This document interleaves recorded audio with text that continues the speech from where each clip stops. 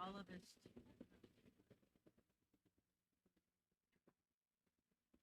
Put in unison. And it'll be very quick.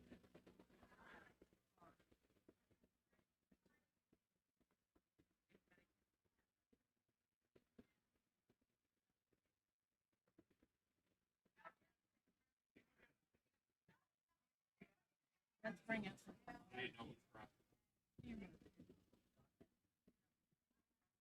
No, I'm struggling. I'll both have a strange. Bring it out, but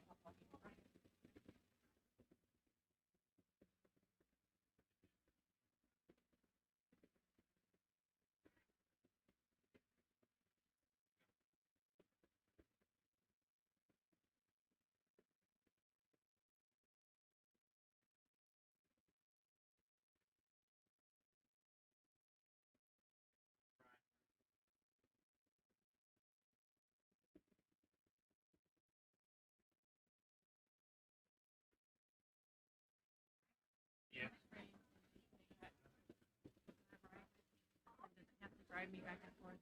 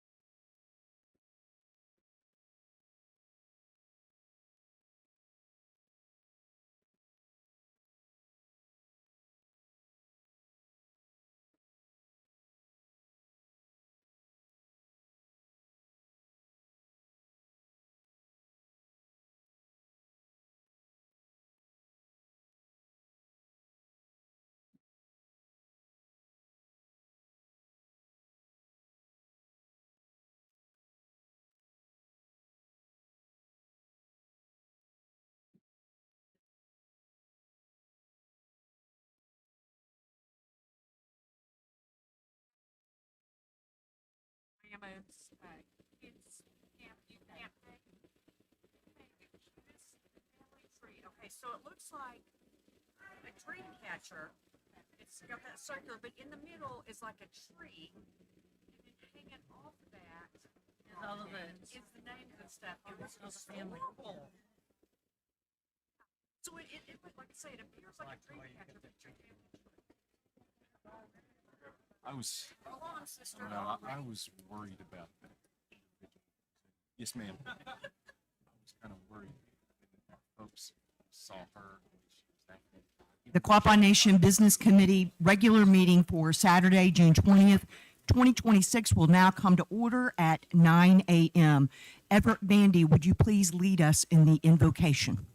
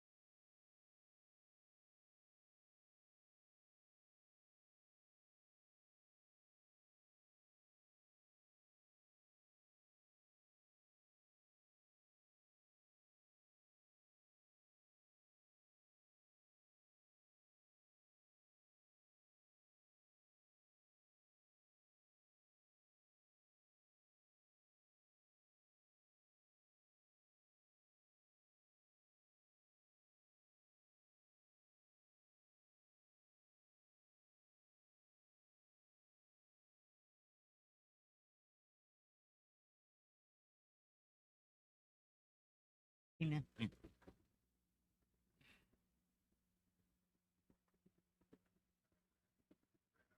Thank you, Everett. Secretary Treasurer Valier, would you please take roll call and declare quorum? Certainly, Madam Chair. Chair Supranall, Present. Vice Chair McKibben, Present. Secretary Treasurer Valier, present. Member Mercer, Present. Member Davis, Present. Member Buffalo. Present. Member Gibbswater. Present. Madam Chair, I declare a quorum. Secretary Treasurer Valier, would you please call for the orders of the day? Madam Chair, I call for the orders of the day. Business Committee, are there any corrections to the documents listed as part of the consent agenda? That agenda includes the May 16th, 2026 meeting minutes, the directors and subcommittee reports as submitted. Hearing no objections, we'll take the vote. All those in favor of adopting and approving the May 16th, 2026 meeting minutes, the directors and subcommittee reports as distributed, please say aye. Aye. All those opposed say no. The ayes have it, and the motion is adopted. We'll go on to the Business Committee report.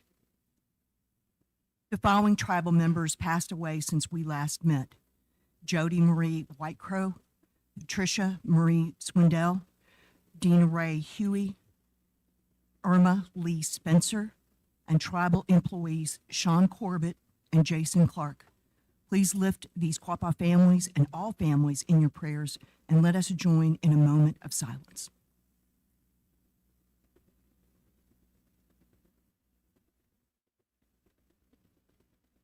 Gunagay. We do have a couple of announcements today. Member Davis, is there an update on the Cooperative Wildland Fire Management Service? Yes, thank you, Madam Chair. Away. The cooperative agreement continues to move forward. This has been a slow process. However, we remain hopeful that it will pick up momentum now that the May 17th, 2026 effective date of a key U.S. Wildland Fire Service Policy Memorandum, which was put out by the Department of the Interior. Some of the challenges faced due to the transition to the U.S. Wildland Fire Service have been determining geographical areas as well as identifying staff along with realignment of staff. This memorandum directive established clear standards and assigned specific authorities. We continue to work on standard operating procedures and anticipating adopting the Incident Qualifications and Certification System, IQCS. This is a database for qualification standards. We will continue to take part in meetings as they present related to the U.S. Wildland Fire Service, and will continue to engage in training that aligns with the expansion of programmatic services. Gunagay. Thank you, Member Davis. Vice Chair McKibben, would you like to give an update on the Sovereignty Symposium and the third Thursday in Joplin? Yes, ma'am. This week there was the Sovereignty Symposium, which has been going on since mid-early 80s. Variety of valuable topics and information for us when we were able to attend. I got to listen to consultation and collaboration, which talks about intergovernmental relationships, and featured Chief Standing Bear from the Osage, Deputy Chief Warner from the Cherokees, and David Hill, Chief of Muskogee Creeks, and it also featured the mayor of Tulsa and the mayor of Oklahoma City, and they were talking about how it is not that difficult to reach out and collaborate with the tribal nations and the cities going back and forth, that if you try to maintain good relationships, it's not that difficult if you're willing to meet in the middle. Chief Hill was so kind to point out that we have 7 months, 13 days at that time on the remaining term of our current governor, which it got a good chuckle out of the crowd that was in attendance of that. And it's really a point well taken, though, within Indian country, that we are looking forward to hopefully a new governor that's even a little better will be a positive thing for us. It can always get worse, we know, but we're hopeful that things will get better for us in Indian country. I was also able to attend the Beyond the Casino Floor Challenges in Tribal Gaming, where it touched quite a bit on the prediction markets and the online gaming that are flooding. All you got to do is turn on the TV and you see Kalshi, you see, I don't know, all kinds of games and offerings that you can get online and supposedly not gamble, but we all know it is. It's just how they word it, and just the challenges that we face here in our state, and it's across the country for all Indian nations, but just the challenges that we face in our gaming and trying to maintain and uphold the compact that we have in place with the state. And you can still get on Kalshi and place a bet in Oklahoma, everybody knows that. So that which is a violation of our gaming compact, and they say it's not gambling when they put money down on a sports event, but when it comes right down to it, that's sports betting. So we all know that. We're just trying to make progress, which is very slow and difficult, but they're chipping away at it. And then the last one I got to attend was expanding the marketplaces, tribal commerce, and the future of economic self-determination. Eric Giles was on that panel and kind of was able to elaborate for us here, as well as some gentlemen that were attorneys and from the Cheyenne River Sioux. One gentleman in particular seemed to focus more on the cannabis industry, and it made it difficult because every time that the conversation turned back to him, he just wanted to concentrate his conversation straight towards cannabis growth for, possibilities of Indian nations. So then on the second day, I was not able to attend. I came back and went to a funeral, but our chair, Weena, was the moderator for a panel from vision to viability, its funding and financial strategy in Indian countries. So I was not able to attend it, like I said, but it really helps us out when we can participate in these panels, and even just attending the symposium where you can talk and visit with other folks and find out their struggles and what things work for them and what's working well and what isn't working well. So I feel very fortunate to have attended the past 2 years, both days, but like I said, this year was only able to attend one day. And then on the third Thursday, this past week, attended that in Joplin. Mayor O'Brien is very appreciative of Quapaw Nation for coming and participating, and for Barry's department to kind of provide the O-Guah-Pah Communications to provide some PR for that and to be a sponsor. So that was very well attended, even in spite of the downpour that we had probably 30 minutes prior to that starting. So it was a good turnout. When the rain stopped, the place filled up, and we had dancers and singers. Our princess Lena was there.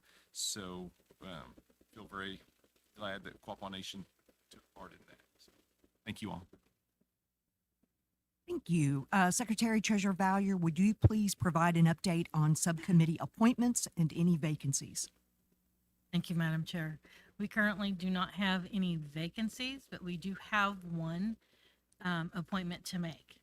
Newly appointed to the new Economic Development Committee is Melvin Dardine. Does the Business Committee concur with this appointment to the new Economic Development Committee? Concur. Would you please provide an update on the tribal finance training you recently completed? My pleasure, Madam Chair. I recently had the opportunity to attend the OSU Spears School of Business Tribal Finance and Accounting Program. I could actually sit here all day and discuss all the important topics that were covered during the long 4 days sessions, but in the interest of time, I'm going to be very brief and quickly summarize just the topics that were covered. Topics included federal Indian law, legal infrastructure of tribal enterprises, tribal government accounting and finance, internal controls and compliance, fraud protection, best administrative grant practices and compliance, governmental accounting, accounting processes and regulations, the importance of finance and overview of the tribal financial statements, effective record keeping, IRS tribal government tax guidance, cost principles for tribes, federal general uniform administrative requirements, closing out grants, ethics for accounting and finance professionals, preparing budgets, indirect cost rate calculation and negotiation process, and schedule of expenditure of federal awards. During this program, I was able to network with other tribal leaders and stakeholders from across the country. I feel that this was a very rich and worthwhile program to be able to attend. Okay.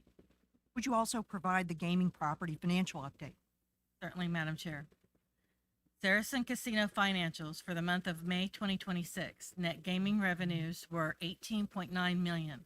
This reflects a negative budget variance of $1.9 million or 9.6%. Compared to prior year, revenues were down by $1.5 million or 7.2%. The decrease in revenue can be attributed to the decrease in sportsbook revenue, which has been impacted by FanDuel and DraftKings entering the market on March 20th, 2026. Earnings before interest, tax, depreciation, and amortization, EBITDA, for the month of April was 4.8 million, down 42.2% or 3.5 million, compared to prior year of 8.3 million. For the downstream casino financials, for the month ending May 31st, 2026, net revenue was 20 million, which represents a positive variance compared to budget of 200,000 and an increase over prior year of 65,000. Earnings before interest, tax, depreciation, and amortization, EBITDA, totaled 10 million with a margin of 50%. This exceeded the budget expectations by 1.1 million or 11.9%. Net income for May 2026 totaled 8.8 million with a margin of 43.7%. This represents a positive budget variance of 1.2 million and an increase over prior year of 420,000. Quapaw Casino financials for the month of April 2026 were received after the May Business Committee meeting and are as follows. For the month ending April 30th, 2026, revenue at Quapaw Casino was 1.6 million, which was 229,000 higher than last year. Earnings before interest, tax, depreciation, and amortization, EBITDA, finished at 424,000 with a margin of 19.10%. April EBITDA results reflected negatively versus budget by 53,000 and unfavorably versus prior year by 18,000. Year-to-date EBITDA results are unfavorable versus budget by 154,000 and favorable versus prior year by 168,000. April year-to-date EBITDA stands at 94.494 versus budget and 106.16% versus last year. Net income for April totaled 328,000 with a margin of 14.75%. Net income fell short versus budget by 64,000 and by 86,000 versus prior year, driven by depreciation and benefits. The Quapaw Casino financials for May 2026 were not available yet and will be reported during the July 2026 Business Committee meeting. Ganagay. Thank you. On June 3rd, the Senate Committee on Indian Affairs held a hearing on 6 different bills that pertain to Indian country. The hearing agenda included the Quapaw Tribal Settlement Act of 2025, S630, commonly referred to as the Bear Settlement.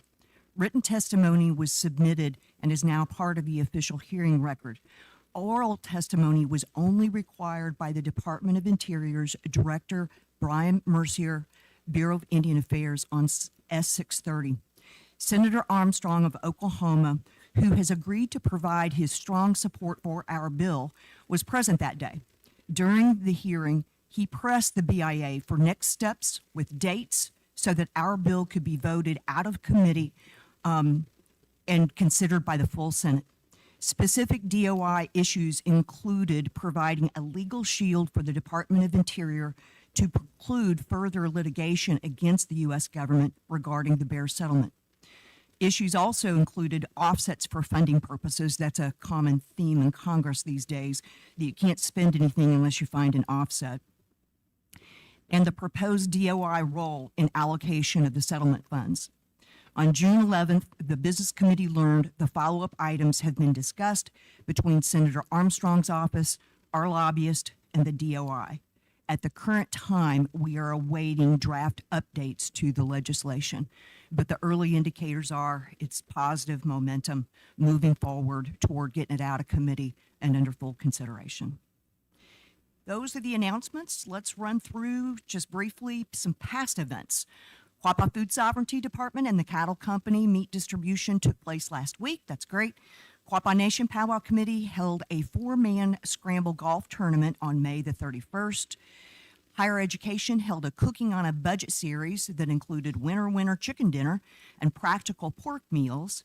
And the Quapaw Women's Group met on Thursday, June 17th in the museum classroom. all Quapaw women are encouraged to attend the quarterly meetings, so be sure to check out the online Quapaw Nation calendar for dates, times, and locations. The Quapaw Nation Youth Program held a ribbon skirt class for individuals from 5 years of age to 24. We do have some significant upcoming events. Higher Education is hosting a banquet honoring this year's graduates, recognizing their accomplishments. It'll be held later today from 4 to 6 in the Quapaw Nation Fitness Center. And the event celebrates Quapaw Nation students and their families, recognizing academic success and milestones reached throughout the year. The Wisdom Keepers are hosting an overnight trip to Oklahoma City. I'm sure we'll hear more about a little bit later. Together, the Quapaw Nation Youth Connections Program and CCDF will sponsor Camp Quapaw for kids in 2nd to 12th grades. The camp kicks off on Monday, June the 22nd, and continues through Saturday, June the 27th, from 9 a.m. to 4 p.m. daily. The camp will begin at Quapaw Nation Fitness Center Gymnasium and has already reached full capacity as the deadline was May 26th.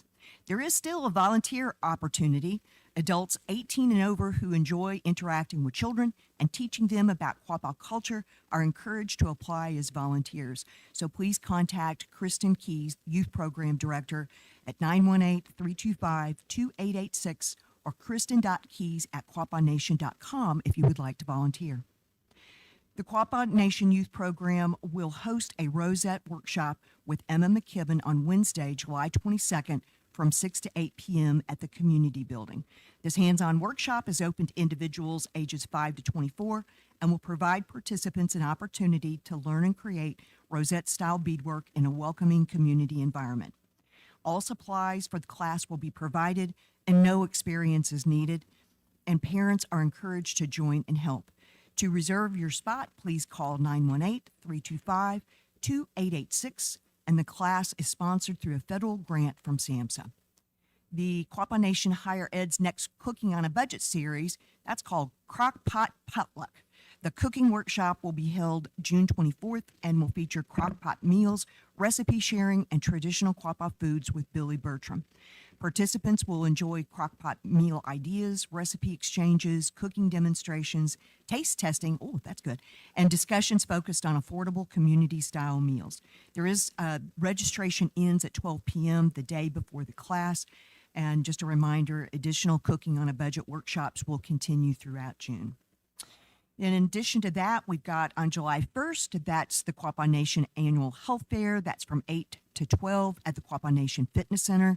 And of course, the 154th Quapaw Nation Powwow, July 2nd through July 5th, of course, at the grounds. The Quapaw Nation offices will be closed for Independence Day on July the 3rd. The General Council meeting will take place July 4th from 9 to 5 at Downstream Pavilion. The 15th Annual O-gah-pah Language Conference is July 23rd and 24th from 8 a.m. to 5 p.m. at Downstream Casino. And the Quapaw Nation General Election is July the 25th, and the polls are open from 9 a.m. to 5 p.m.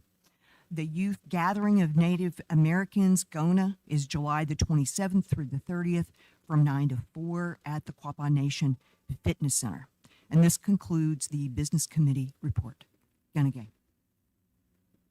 All right, let's go on to the subcommittee report. Can we get a microphone to Miss Grace for the O-gah-pah Wisdom Keepers, please?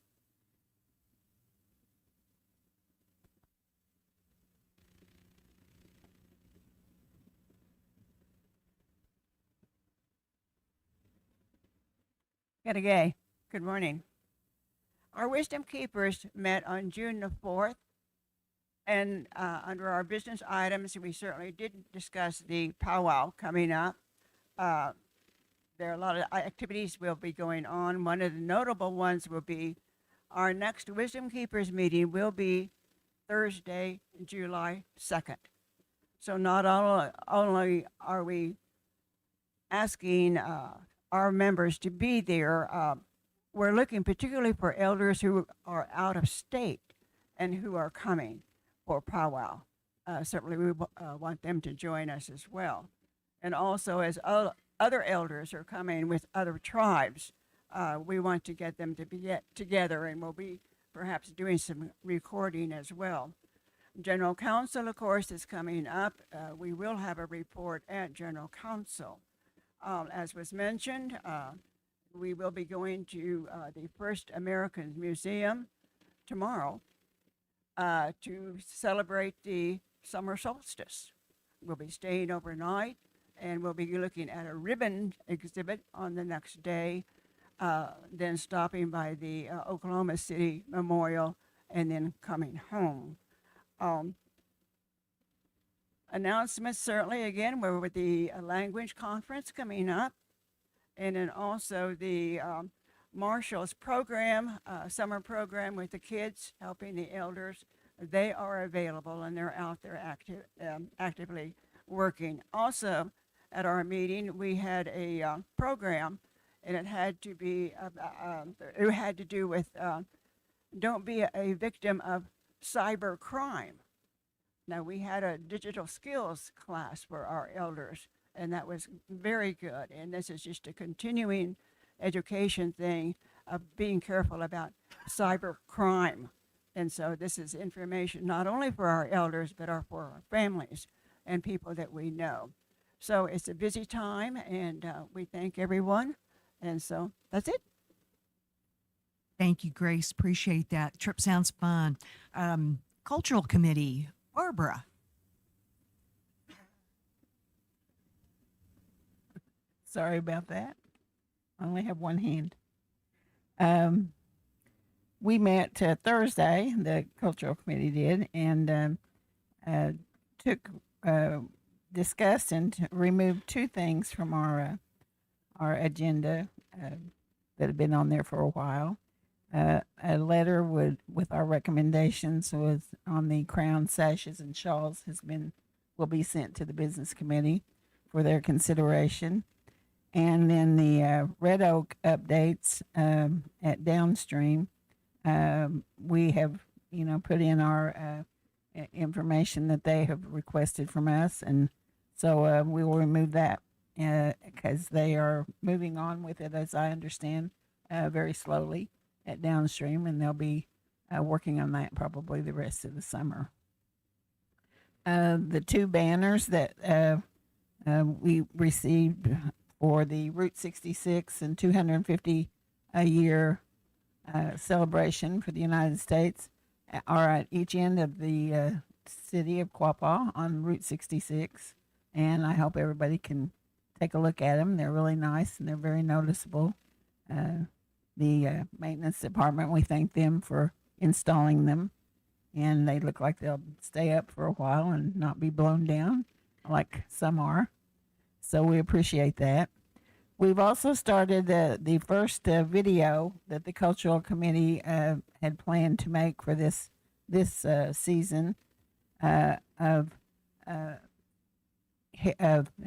things that we do and that we've done in years past to be brought up to our children and those that don't know about them now. The first video that was made by Beth Romick on how to make pecan butter. And she demonstrated that, and the communications department came and did the video on it, and is it published now on YouTube? I've seen it several times, but I didn't know if it was on YouTube yet. So please take a look at that. It's very interesting, and she knew from beginning to end. We were all taught how to do that, and I got some of the results, and it was very good. So just know that it was the way we used to do it in times past, and then it turned out very tasty. The cultural maps that have been worked on and placed for our heritage from up north to where we are now have been finished and sent to the printer. We are going to donate some of those to the ICWA program so that they can mail them out to children that they have under their care that don't live here and want to know more about the tribe. And then they'll be on for sale at the gift shop eventually whenever we get them printed and they're available. We discussed the fall gathering, and a couple of dates have been are being considered. We're looking into those dates early in September so that people will be able to camp out if they can, if the weather permits, and it won't be too cold. And it seemed to work really good last year during that time. The weather was beautiful that day, so we're going to try for that again.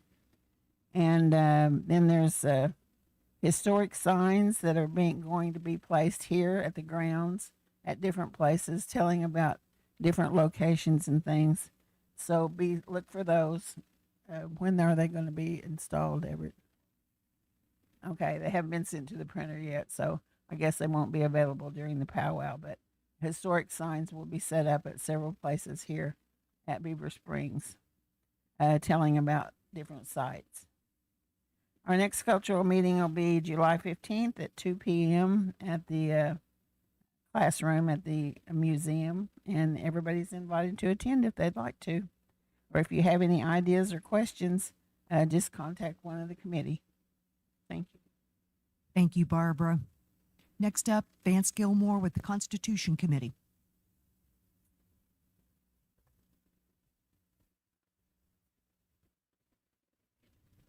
Good morning. The Constitution Committee continues to meet every Tuesday, 6:30. Everyone is welcome.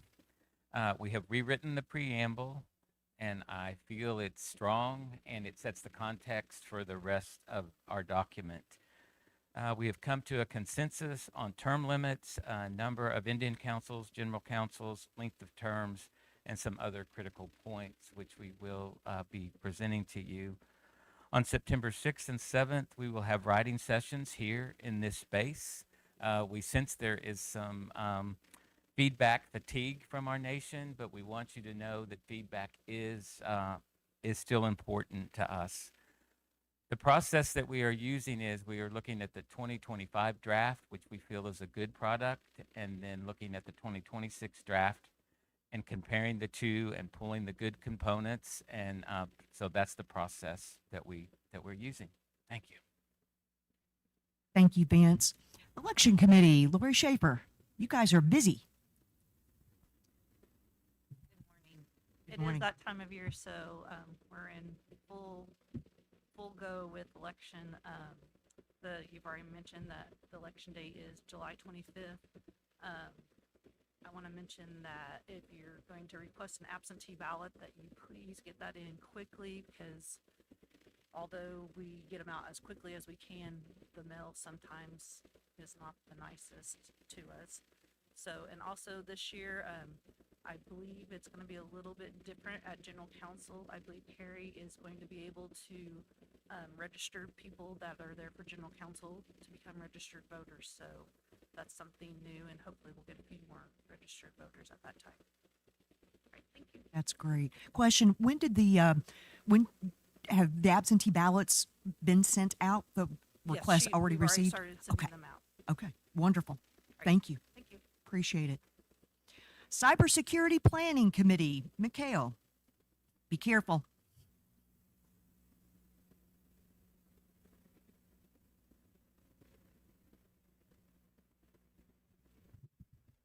Wouldn't that be an example? I tripped over my own wires. All right. The committee has started meeting every second Monday of every month, and our next meeting will be on the 13th.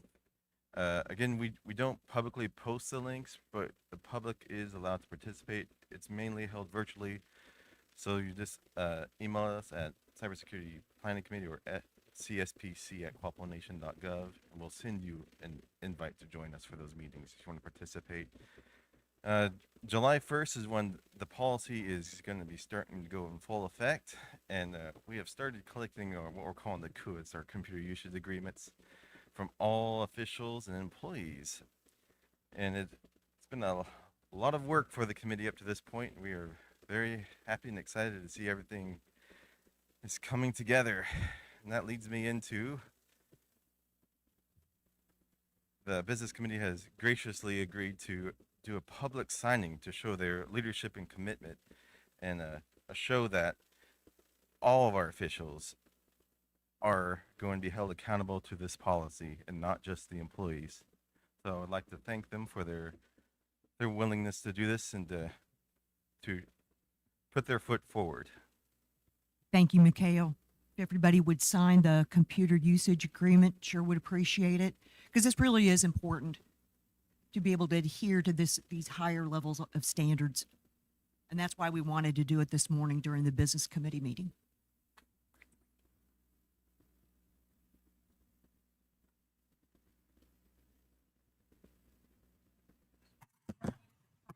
Uh-oh. You're in trouble. Another one here.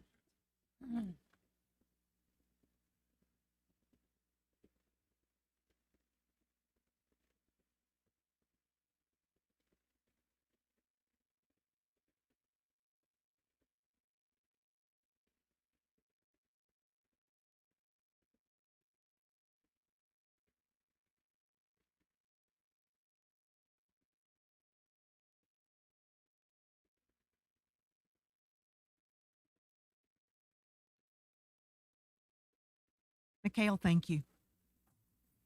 Appreciate you and what the committee does. All right, powwow committee. Sean.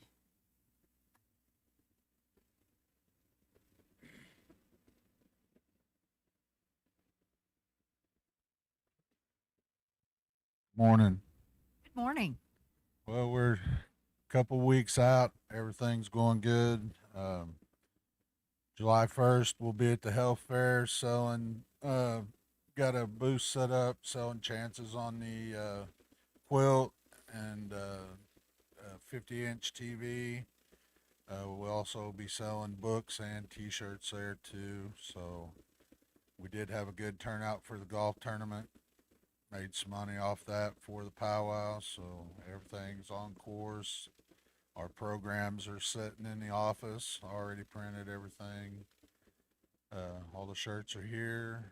Everything's on time and going good, so just ready for it to hit. So getting ready for it. So invite everybody out. Just gonna have a good time. So can't wait to see everybody here. Thank you all. Thank you, Sean. Really appreciate it. Looking forward to it. I see Chayton. Do you have a grounds committee update? Good morning. Just a quick update on the camper registration dates. Due to the passing of one of our Quapaw Nation tribal members, Monday registration will be held in the administration building. You guys can go see my mom, Lana.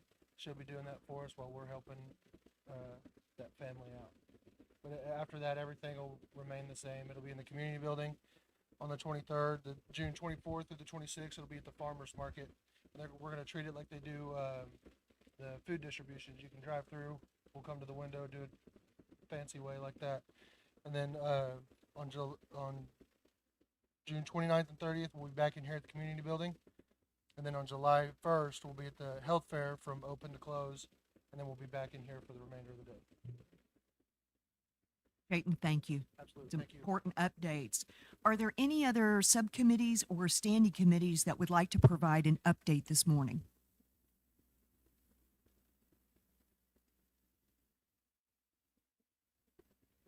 Heather Dismuke. Good morning. This morning, the Grievance Committee is going to be presenting 2 memos for the record. We'll be sending it to the Quapaw Post for distribution. Both have been stemmed from concerns that have been raised regarding the FOIA request and then regarding the handling of ethics matters. The purpose of these memos is to document process related issues that we have been seeing, identify areas where procedures are not functioning as they should, and to improve the transparency of what's going behind the scenes. The reason for this review is because of General Counsel coming up and to set the stepping stones for procedural improvements that are warranted. And I apologize for reading from my phone, but I want to make sure I get all the facts correct. The first one is the review of ethics complaints process and procedural timelines. The purpose of this memo is to review the current ethics complaints process within the Quapaw Nation and identify procedural concerns related to the timeliness, communication, and encourage discussion regarding improvements. This memorandum is not intended to critique or target individual elected officials, committee members, staff members, or any complainants. Rather, it examines the structure and implementation of the current ethics process and whether it's consistently providing timely and transparent handling of complaints. An ethics process is the foundational component of good governance. It exists to ensure the concerns regarding conduct, conflicts of interest, confidentiality, and standards of public service are addressed in a fair and timely and consistent manner.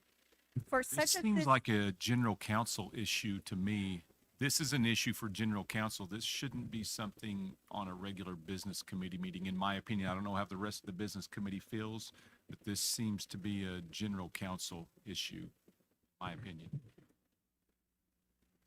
Are you just prefacing what these two memos are, Yes. Heather? Yes, because we want to make sure that we get it out in a timely manner before general counsel. So that way, as everyone enters general counsel, they are aware of what is going on behind the scenes. The grievance committee has talked long and hard about these, and we've sat and discussed this, and we have agreed as a committee that this should be presented today and not at general counsel.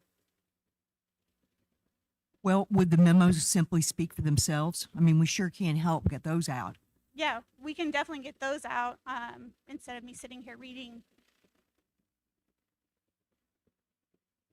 Grievance committee feel comfortable if they were placed out on social media, our social media platforms, Heather? That's what we wanted to do.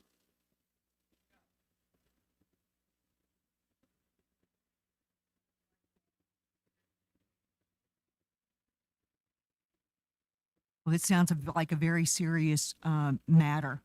Has there been any legal reviews provided for these particular documents that you're referencing? I For want to make these sure we're two- following the rules. Most Yes, we importantly. are following the rules. These are two memos that the grievance committee has drawn up and wanted to present. So that way it's done fairly and that everyone knows what's going on, not only with the ethics, but also with the FOIAs.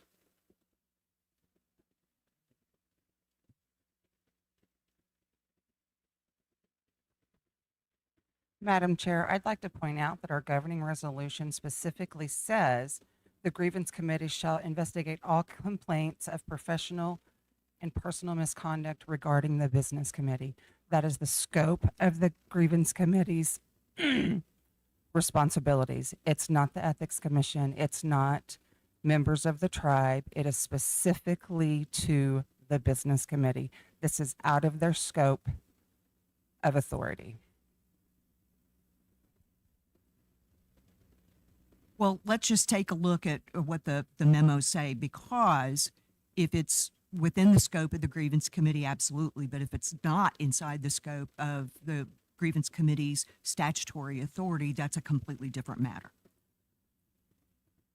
Okay. All right, well then I'll send them to you momentarily. Wonderful. All right, thank you. Thank you, Heather. That's right. Yeah. Are there any other subcommittees or standing committees that would like to address the business committee? Ms. Brenda Murray. John? Oh.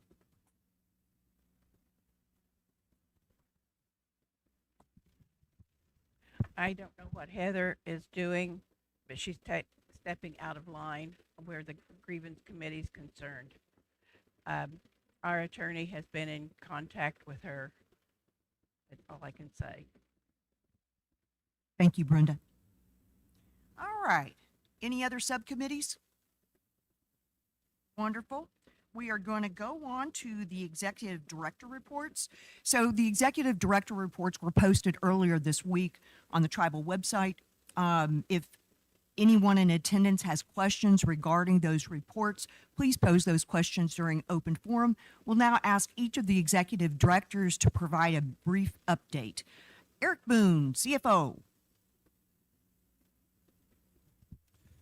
Good morning. The month ending May represented the first 8 months of our fiscal year. We're 2/3 of the way through. In the month of May, we've received revenue in our general fund of $3.2 million, bringing our total for the year to $28.5 million.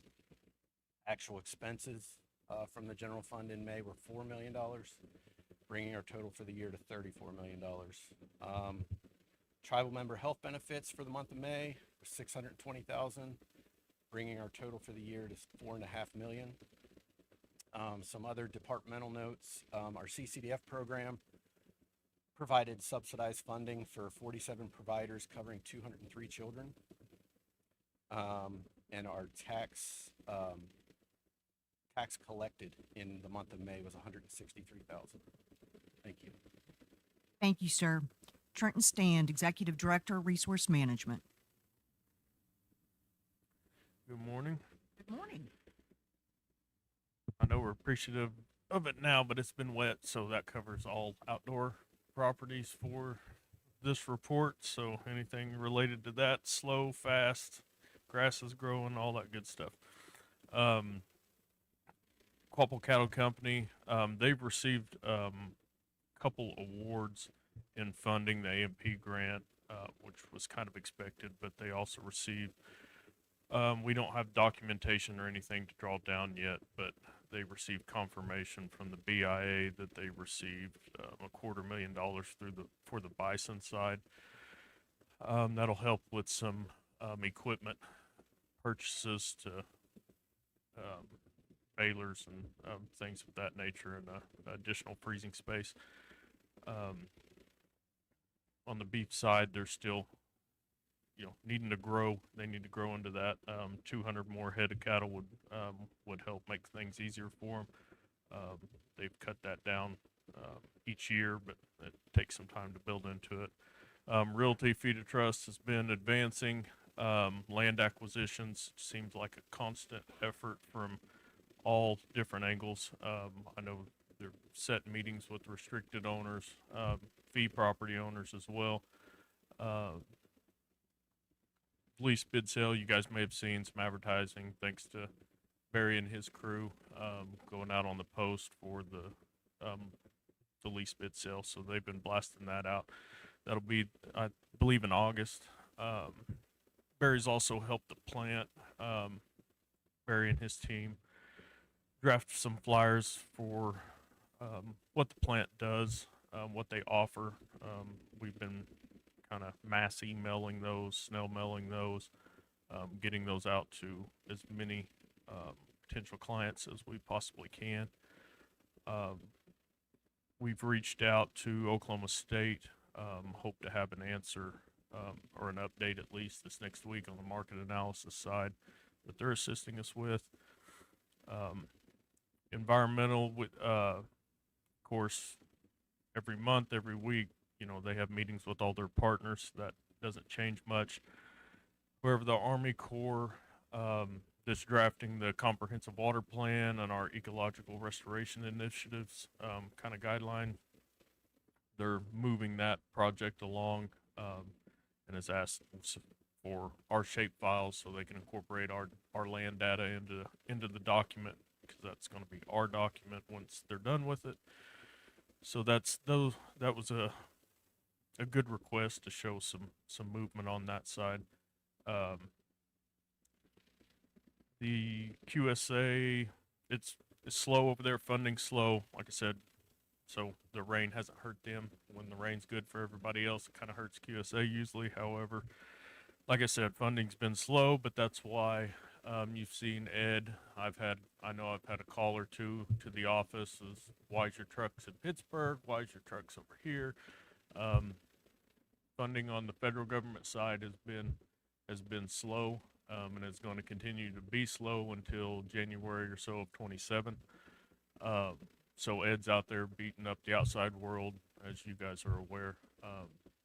for civil contracts. So we've done some work in Pittsburgh, done some work in Adair, Cayuga Road, for a sub of a sub, anything that he can get his hands on.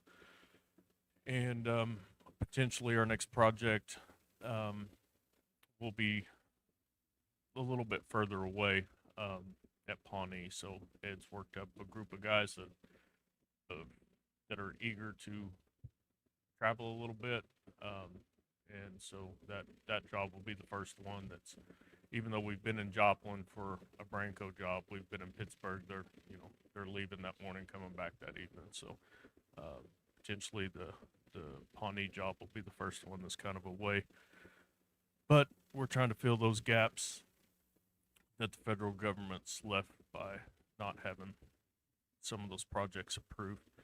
Forestry, as Linda covered, they're doing a lot of good work working toward those cooperative agreements. As I've mentioned 5 times already, it was wet, so they've had a little bit of issue of getting some of the requests done in yards, tree trimming, and then safeties of some of the trees, versus housing and electric lights. Food sovereignty, foot traffic's increasing. That's great. I attribute it to Jean Ann and through Barry's help getting to the morning shows, getting our name out there more, and more frequently. Saturdays have slowly, not as fast as we'd like to. We've seen more foot traffic on Saturdays, so that revenue's increasing there. The mobile market's been a great thing. We'd like to get that out more, and they're working towards those things. Esquire magazine stopped by to kind of add them into their little story, so they took some pictures and talked to staff. So that's some good publicity going on there. Conservation side, Buddy's been on probably more wildlife code calls, meetings, and discussions than I ever dreamed would take going into it. He's done a lot of hard work on that, and then the policy side that goes along with it. So hopefully once we get to a point of approval, everything goes as seamlessly as it can. There's always going to be hiccups and things we didn't think about, and they're working through most of those right now. Mechanic shop over there had 97 work orders completed for the month over on Mark's side, and Ed, I haven't heard from anybody else, but I know Ed's been pretty impressed with him keeping up with the equipment and everything. So that's all I have. Thank you, sir. Appreciate it. Good update. Jerry Helms, Executive Director, Quapaw Facilities Authority. Good morning, everyone. Our utility department does continuous monthly testing and picture our industrial parks and our casinos. They have installed a new water tap and septic tank for the new QSA office building in Pitcher. Our HVAC, they do ongoing preventive maintenance on all of our buildings. We have installed new units at our fire and EMS station at the downstream, and at our admin offices. Our electrical, these are our ongoing work orders. We've been busy with the powwow, putting in new electrical for the new campsite, and our maintenance and facilities. It's really busy this time of the year, helping the different departments set up for like seating charts for the health fair, different things like that. And also too, sadly, as Weena stated earlier, we've had 4 funerals this month, and we've just been really busy on that, and we're in powwow mode right now. All of our grant applications are in, and we are awaiting the award phase of those.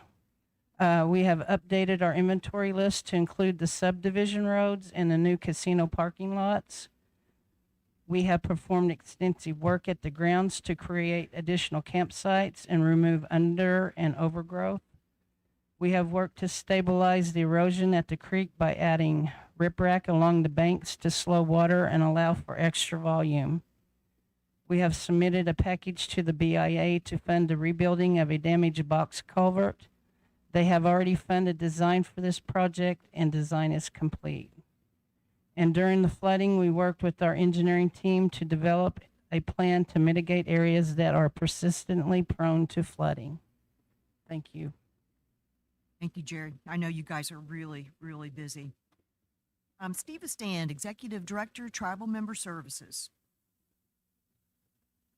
Good morning. Morning. I want to start with enrollment. They currently have 6,291 enrolled members. There have been 109 new members and 27 name changes and 29 who have passed away this physical year. Excuse me. There are currently 1,808 registered voters. There are currently 2,939 households and 4,264 who are 18 and over now. They have the enrollment postcard with information that has started being received by households, and they have currently started receiving several calls and tribal members coming in to get the new cards, like with their photo ID, and update those. The online address update and register to vote forms have gone live now on the website as well. Title VI Father's Day lunch was held yesterday, and they had a good turnout. Title VI also served 4,469 individuals in May. They fed 282 for their birthday celebration and had 49 attend the Crafty Senior classes throughout the month of May. Higher education, there have been 47 summer funding applications processed for a total of 48,700, and summer funding ends July 31st. Social services processed 1,187 applications in May, which was only down 10, so they are staying very consistent every month. The numbers aren't fluctuating as much as they used to. And their total amount was $275,879.61. OLC had donuts with Dad yesterday, and they had a really good turnout for that. And DLC is working on planning for the July 4th General Council celebration because the kids will be at the Downstream Learning Center. So if you need daycare during General Council, please register and take your kids to the Downstream Learning Center. There will also be, Sarah will be there to actually take kids that come to General Council but then need to go to the daycare during General Council, and she will take them over there. They're also looking at activities and want to send every child home with an item for being there. The Housing Department, the remodel of the last elder unit is nearly complete, and then the elder units will be at full capacity. There's currently 30 tenants at the Quapaw Tikita Housing Edition, and they are all full. There were 2 LIHEAP applications processed in May that assisted with cooling. They also are taking LIHEAP air conditioner applications for individuals who qualify and need a window unit. And that's all I have to report. Thank you, Steva. Appreciate it. George Valier, Executive Director, Department of Public Safety.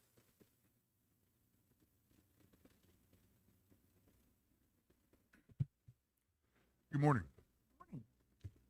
For the month of May, the fire and EMS, they had 8 fire calls, 231 medical calls. Mobile integrated health, they had 52 home visits, 12 transports, and 6 emergency responses. The 911 call center had 1,382 emergency calls and 6,171 non-emergency calls. Quapaw Counseling Services currently has 199 active patients The Adult Protective Services has 5 active cases. Indian Child Welfare, they have 45 active cases. Juvenile Services has 7 active cases.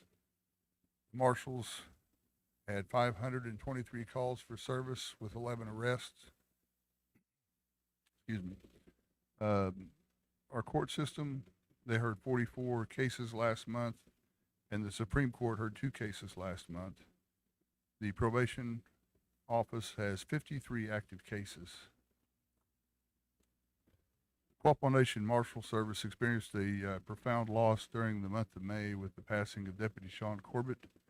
Deputy Corbett faithfully served his community and colleagues for over 30 years, including 16 years as a deputy marshal, and his loss has been deeply felt throughout the department and the communities we serve.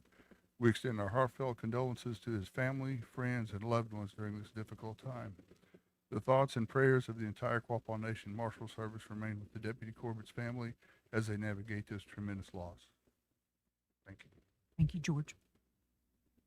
Everett Bandy, Executive Director, Culture.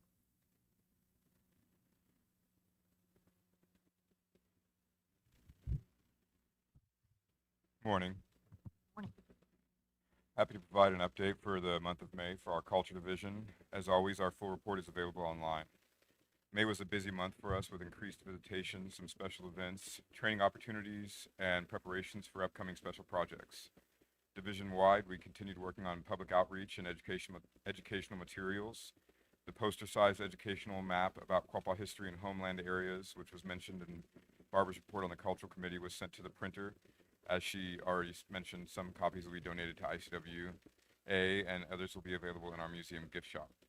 We were also pleased to work on some short videos through the month, and I'm very happy that we accomplished a video with O-Guah-Pah Communications and the Cultural Committee on Quapaw pecan butter.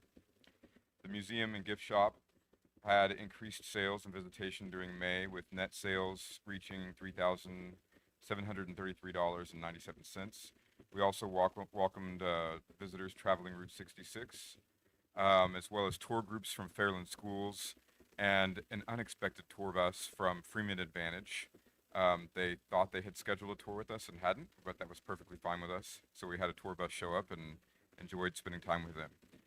The signs which the Cultural Committee placed in town have brought some additional visitors to the museum, and our new special exhibit, Quapaw Sovereignty Through Time, opened on May 5th, with the opening event being well attended. I'd also like to especially thank Barbara Collier. Last month during the business committee, she made a donation, and it wasn't clear to me, and I think probably some others, that what she was donating exactly was an original signed copy of the Quapaw Governing Resolution, signed by Bob Whitebird, and an original copy of the 1959 payment roll, which she has donated to the museum and is included in our special exhibit on Quapaw sovereignty. Our staff was also able to install a new display case, which we purchased through our IMLS grant, and we continued the refurbishing work on another exhibit case in the main room. For our language department, 2 simultaneous rounds of spring lunch and learn classes were successfully completed during the month of May. Our staff also attended the Siouan and Caddoan Language Conference in Lawrence, Kansas, where they learned about current language research and met with language professionals from across the region. That is the oldest conference that studies Siouan languages, and that was our first time going to it, so they were very happy to do that. Preparations also continued for the upcoming Dagaha Language Conference, which I believe Weena already mentioned, but that will take place on July 23rd and 24th. If you are interested in attending that conference, please reach out to our language department. Mary Jacobs is the director, and we are happy to pay for the registration fees for any tribal citizen, tribal employee, or Quapaw Nation Language Department student. So if you fall into one of those categories, we'll be happy to pay for your registration. The department also, there is a deadline, I believe it's July 8th. The department also continued working on updating the quapawlanguage.org website and the Quapaw Language Dictionary. Our library also had increased visitation. They had 296 visitors in the month of May, and our extended Tuesday evening hours continued throughout the month. And they've also been planning for 2 upcoming classes. We were hoping to get them done before powwow, but due to supply chain issues, that's not going to happen. But they're going to do a men's leather legging class using a micro suede, and a broadcloth, what I call aprons, some people call it breech, a very simple men's outfits piece made of broadcloth with an edging. And they are also going to, they also attended an IMLS training in Oklahoma City related to upcoming changes in IMLS grant programs. Our historic preservation program also received 296 program reviews. That's not a typo. We had 296 visitors and 296 reviews during the month of May. Staff continued work on the watershed programmatic agreement with NRCS and a FEMA MOU. Our pottery classes continued through the month, and our civil work classes officially began. There are currently 33 registered students in our civil work program, and our first class was very successful. The historic preservation staff also attended the Bridging the Gap conference virtually. It was held virtually this year. For those of you familiar with it, it's a very well-attended and important Forest Service and Tribal Nation conference. And they also attended the annual TVA, or Tennessee Valley Authority, tribal consultation, which was held in Tulsa. For those of you who are not familiar with that, TVA is remotely kind of like GRDA in a way. They're a semi-federal, semi-state, semi-private agency that has control over water flow near the Mississippi River, a certain portion of the Mississippi River. But anyway, they had a tribal consultation in Tulsa to meet with tribes, and our tribe attended, our historic preservation office attended. They are also planning for their support of the language department this year. They usually help in a number of ways, including helping with the child care room and engaging the children with activities during the conference. And the Historic Preservation Program is also doing planning for a proposed history summit later this year. They would like to do a one-day event in September and hope to have a save the date released later next month, hopefully. Looking ahead, our pottery and civil work classes will continue. Our staff will have some more training opportunities, such as the Plum Bayou Field School. We are continuing to prepare for the language conference and the history summit that I mentioned. We're also preparing to help with Camp Quapaw. There will be some museum tours for the participants in Camp Quapaw, a history presentation, and a hand game, and some language activities that our division will be helping with. And we'll also be ready to host visitors who come during Quapaw Powwow. Thank you. Have a great morning. Thank you, Everett. Barry Lindiff, Executive Director, O-gah-pah Communications and Events.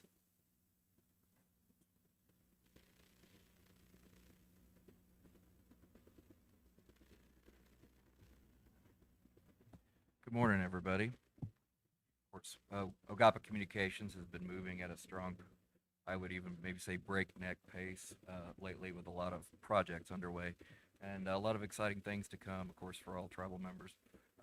One of the biggest priorities is the completion and release of the resource book. The project grew into quite a substantial publication, more than 50 pages filled with useful information, contacts, services, resources, and a reflection upon the year. We're proud of that work, and I'm proud of everybody that contributed to it. That should actually be in your mailboxes this week. In addition to that, in addition to the resource book, you should also be getting a copy of the Post with important information, the candidates that are running, their survey, and everything else. In addition to that, this year we've kind of done a companion piece. If you notice, we haven't released a Where the Buffalo Roam podcast. Don't worry, Rick, we haven't been canceled. Rick's one of our diligent listeners. What we've done is we've taken the opportunity to try and get as many of the candidates that are running for office this year in our office and have sit downs with them. So we're looking at about 8 hours of content. I've given myself a personal deadline of this Thursday at noon to release all of those. So now that I've said it publicly, I have to do it. But it's a great companion piece to what is written in the Post. Like I told a lot of the candidates, I think black and white print doesn't necessarily do the justice of the candidate, and you get a little broader picture of that person and their platform.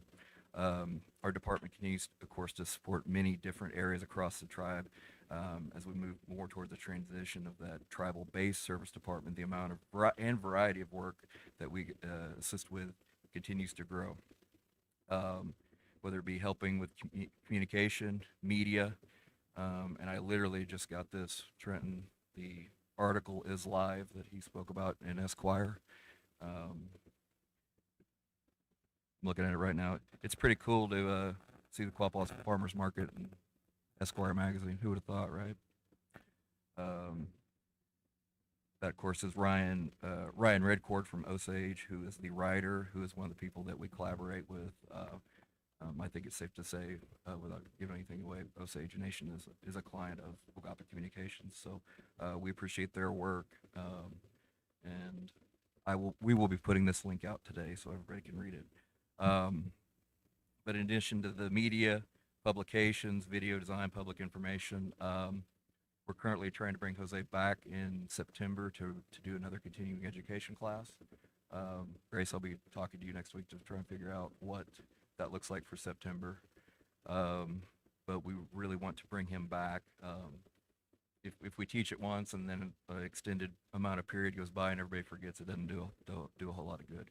But we also want to target some of the things that you spoke about, the scams, and maybe, just maybe, dip our toe into the world of AI, because unfortunately, whether you like it or not, it's going to be a thing here. I'm happy to also report, whereas we are moving more towards a tribal-based service, we also have commercial clients, and we are in the process of securing a new advertising client that will be a strong and potentially lucrative partnership for O-Guah-Pah Communications.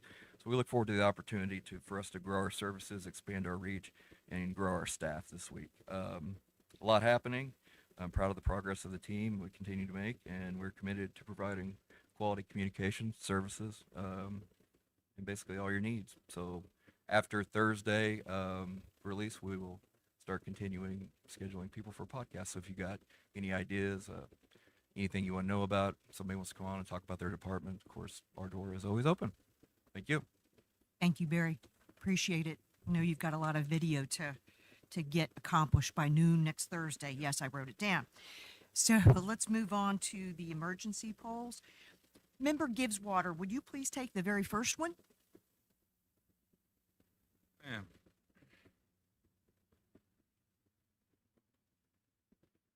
Poll number 55166, applying for forestry and food sovereignty grant.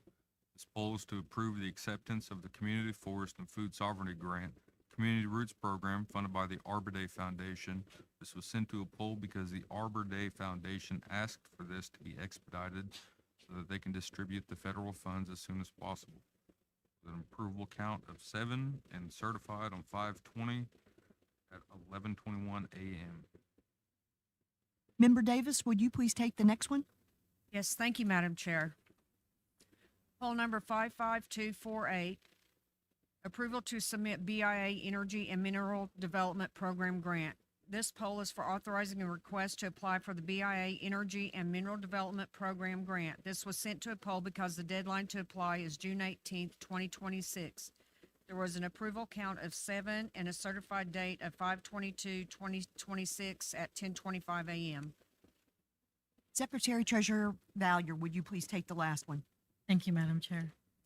Poll number 55475, delegation of authority to DDA to negotiate, hire, and discharge primary management officials and set compensation.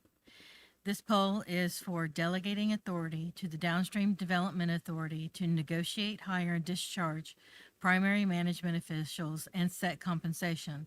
This was sent to a poll because the DDA requested it due to the timing requirements of subsequent events and communications that cannot happen until all approvals have been completed. Approval count was 7, certified on May 29th, 2026 at 2:51 p.m. Madam Chair, I move that we adopt the phone polls as presented. We have a motion to approve the phone polls. Business Committee, is there any discussion? Hearing no further discussion, we'll go to the vote. All those in favor of approving the electronic polls, please say aye. Aye. All those opposed, say no. The motion carries. All right, we will go on to new business. Hang on to your hats, folks. We got a lot to cover today. I'll take the first one. It's resolution number 062026-A. It's a resolution authorizing the submission of the relevant grant application to the Alliance for Tribal Clean Energy. Whereas the Alliance for Tribal Clean Energy has agreed to directly fund the scope of work for MW Strategies to perform feasibility studies and development services in accordance with the funding requirements for the Department of Energy's Grid Resilience Grant. Whereas the Quapaw Nation Business Committee wishes to authorize Weena Supernaw, Chair of the Quapaw Nation Business Committee, to approve the submission of the grant application documents to the Alliance for Tribal Clean Energy. Whereas the Quapaw Nation Business Committee wishes to authorize Weena Supernaw, Chair of the Quapaw Nation Business Committee, to approve MW Strategies to provide feasibility studies and development studies for the Department of Energy's Grid Resilience Grant. Therefore, be it resolved that the Quapaw Nation Business Committee authorizes Chair Weena Supernaw to authorize the submission of grant application documents and approve MW Strategies to perform feasibility studies and development services in accordance with the provisions outlined in the Department of Energy's Grid Resilience Grant Funding Agreement. I move to approve Resolution 062026-A. Got a motion to approve Resolution 062026-A. Business Committee, is there any additional discussion? All those in favor of approving Resolution 062026-A, please say aye. Aye. All those opposed, say no. The motion carries. Vice Chair McKibben, would you please take B? Yes, ma'am. Resolution number 062026-B, a resolution authorizing the appointment of a Quapaw Nation Tax Commissioner, whereas the Business Committee approved the Quapaw Nation Tax Ordinance 4-135-A, the ordinance on December 18th, 2023, whereas Section 3 of the ordinance establishes the Quapaw Nation Tax Commission, which shall consist of 3 commissioners appointed by the Business Committee, whereas the chairman and vice chairman shall serve a 3-year term, and the commissioner at large shall serve a 3-year term. Therefore, be it resolved that the Business Committee hereby appoints Bonnie Schalk to a term ending January 2029 as chair of the Quapaw Nation Tax Commission as required in Section 3 of the ordinance. Further resolved that upon this position, they are hereby empowered to perform the duties and conduct business pertaining to the Quapaw Nation Tax Commission. I move to adopt resolution number 062026-B. We've got a motion to approve Resolution 062026-B. Business Committee, is there any further discussion? All those in favor of approving Resolution 062026-B, please say aye. Aye. All those opposed, say no. The motion carries. Congratulations, Bonnie. Vice Chair McKibben, I failed to say before that I know you're going to cover C and D as well. Yes, ma'am. Thank you. Resolution number 062026-C is a resolution authorizing the appointment of a Quapaw Nation Tax Commissioner, whereas the Business Committee approved the Quapaw Nation Tax Ordinance 4-135-A, the ordinance on December 18, 2023, whereas Section 3 of the ordinance establishes the Quapaw Nation Tax Commission, the commission which shall consist of 3 commissioners appointed by the Business Committee, whereas the chairman and vice chairman shall serve a 3-year term and the commissioner at large shall serve a 3-year term. Therefore, be it resolved that the Quapaw Nation Business Committee hereby appoints Callie Bowden to a term ending January 2029 as Vice Chair of the Quapaw Nation Tax Commission as required in Section 3 of the ordinance. Further resolved that upon this position, they are hereby empowered to perform the duties and conduct business pertaining to the Quapaw Nation Tax Commission.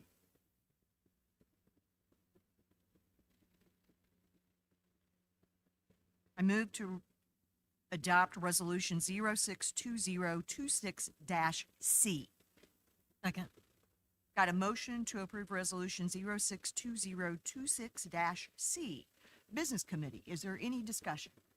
Yes, in the past role of this appointee, it's been shown that this individuals make unilateral decisions on behalf of the committee. By this document that I have here, that everybody, I don't know if everybody's seen it or not, but it's a resolution that was presented back in the 90s and was signed electronically by the person who was the chair at that time. And they didn't electronically sign documents back then. And it was determined that this individual was the one who signed that document electronically. And furthermore, it was scanned in. It's a document from the 90s. This individual ordered an employee to scan in this document, and it was in the 90s, back when we were known as Quapaw Tribe, and this is on Quapaw Nation letterhead. So It's, I think the business committee should consider. Business Committee, any further discussion? All right, all those in favor of approving Resolution 062026-C, please say aye. Aye. Aye. All those opposed say no. No. Abstain. Let's go to a voice vote. I want to make sure I've got it correctly. Member Gibbswater. Member Davis. Secretary Treasurer Valier. Aye. Chair Weena, aye. Vice Chair McKibben. No. Abstain.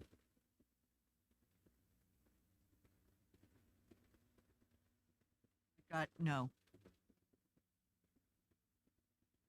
What's the count?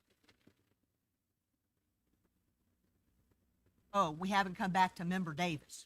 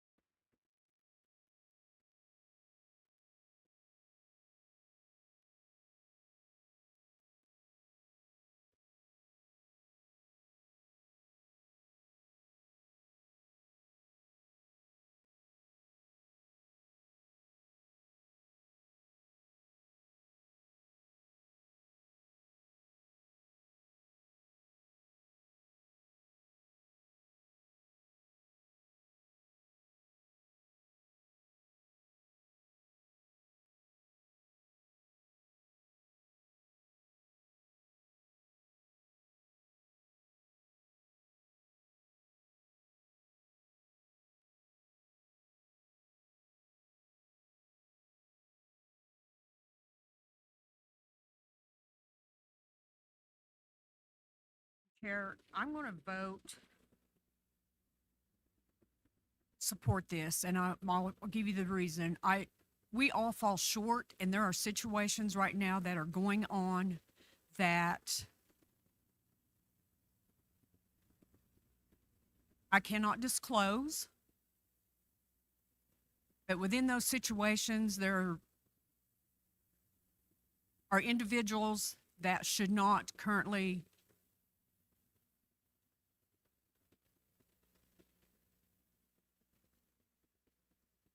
have placed themselves in situations as well. So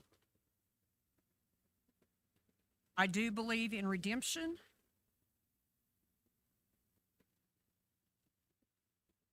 There was also a special general counsel, and taking those factors into consideration, I am a yes. Okay, so that gets us to the count of 3 ayes, 3 no, and 1 abstain. The motion does not carry. Vice Chair McKibben, would you please take D as in David? Yes, ma'am.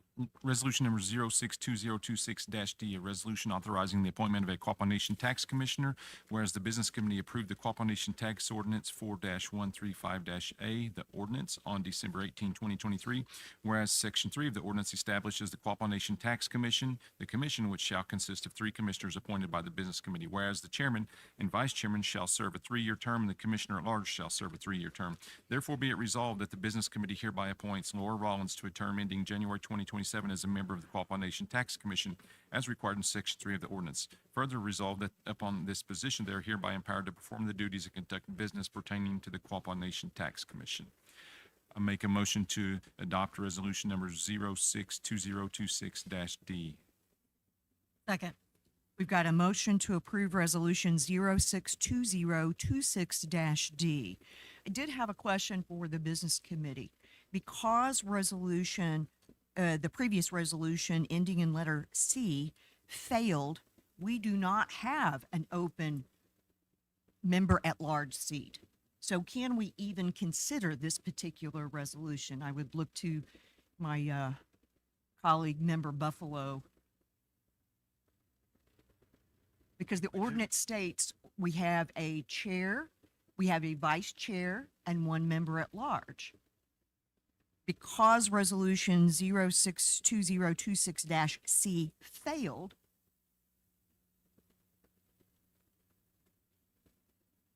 You're right.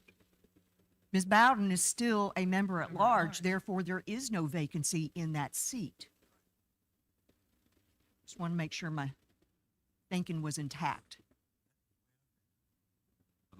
I'd like to amend this motion, resolution number 062026-D, and table it until the July Business Committee meeting.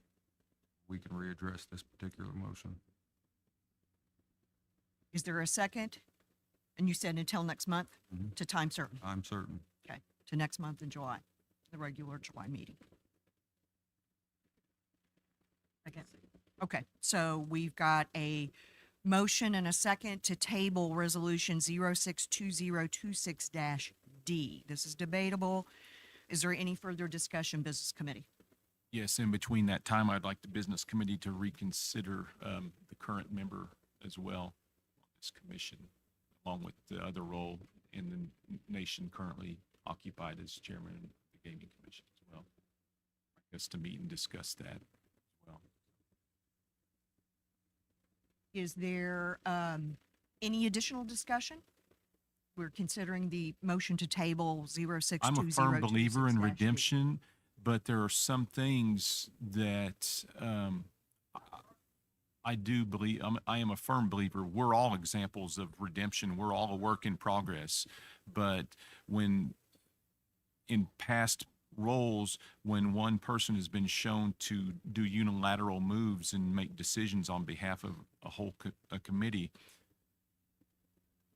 that leaves an impression, just in my opinion.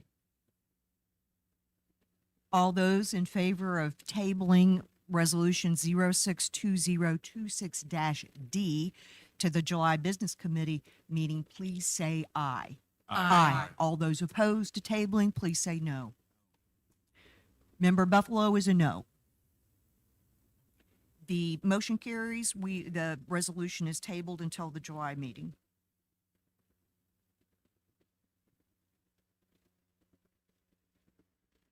That covers D, so we're going on. Member Buffalo, would you please take resolution ending in the letter E? Yes, resolution number 062026-E. Resolution authorizing the submission for the Kinship Navigator Grant. Whereas the notice of funding opportunity, FO purpose, the Kinship Navigator Grant was designated to help the relative and caregivers learn about and access programs and services to meet their own needs and to their families, culture, and community. The Kinship Navigator Grant would provide opportunities in expanded support service and strengthen the overall well-being and stability of the Native children and kinship caregivers served by the Quapaw Nation. The Kinship Navigator Grant would provide opportunities to expand support service and strengthen the overall well-being and stability of Native children and kinship caregivers served by the Quapaw Nation. Whereas the Quapaw Nation Business Committee wishes to authorize Wayne Supinall, chairman of the Quapaw Nation Business Committee, to sign and execute the application. Now therefore be resolved. Quapaw Nation Business Committee authorized Chair Wayne Supinall to sign and execute the Kinship Navigator Grant. Madam Chair, I move to adopt this resolution. We've got a motion to approve resolution 062026-E. Business Committee, is there any additional discussion?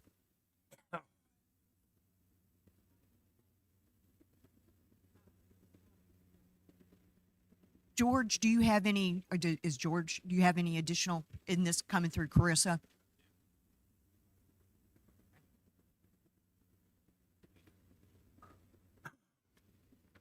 So my understanding of this particular grant has to do with supporting the families that either foster or provide guardianship for the kiddos that have gone through either Indian child welfare or other foster arrangements that have been made. So they do provide support services to help those families. I'm not trying to talk over you, George, but that's my understanding of this particular grant.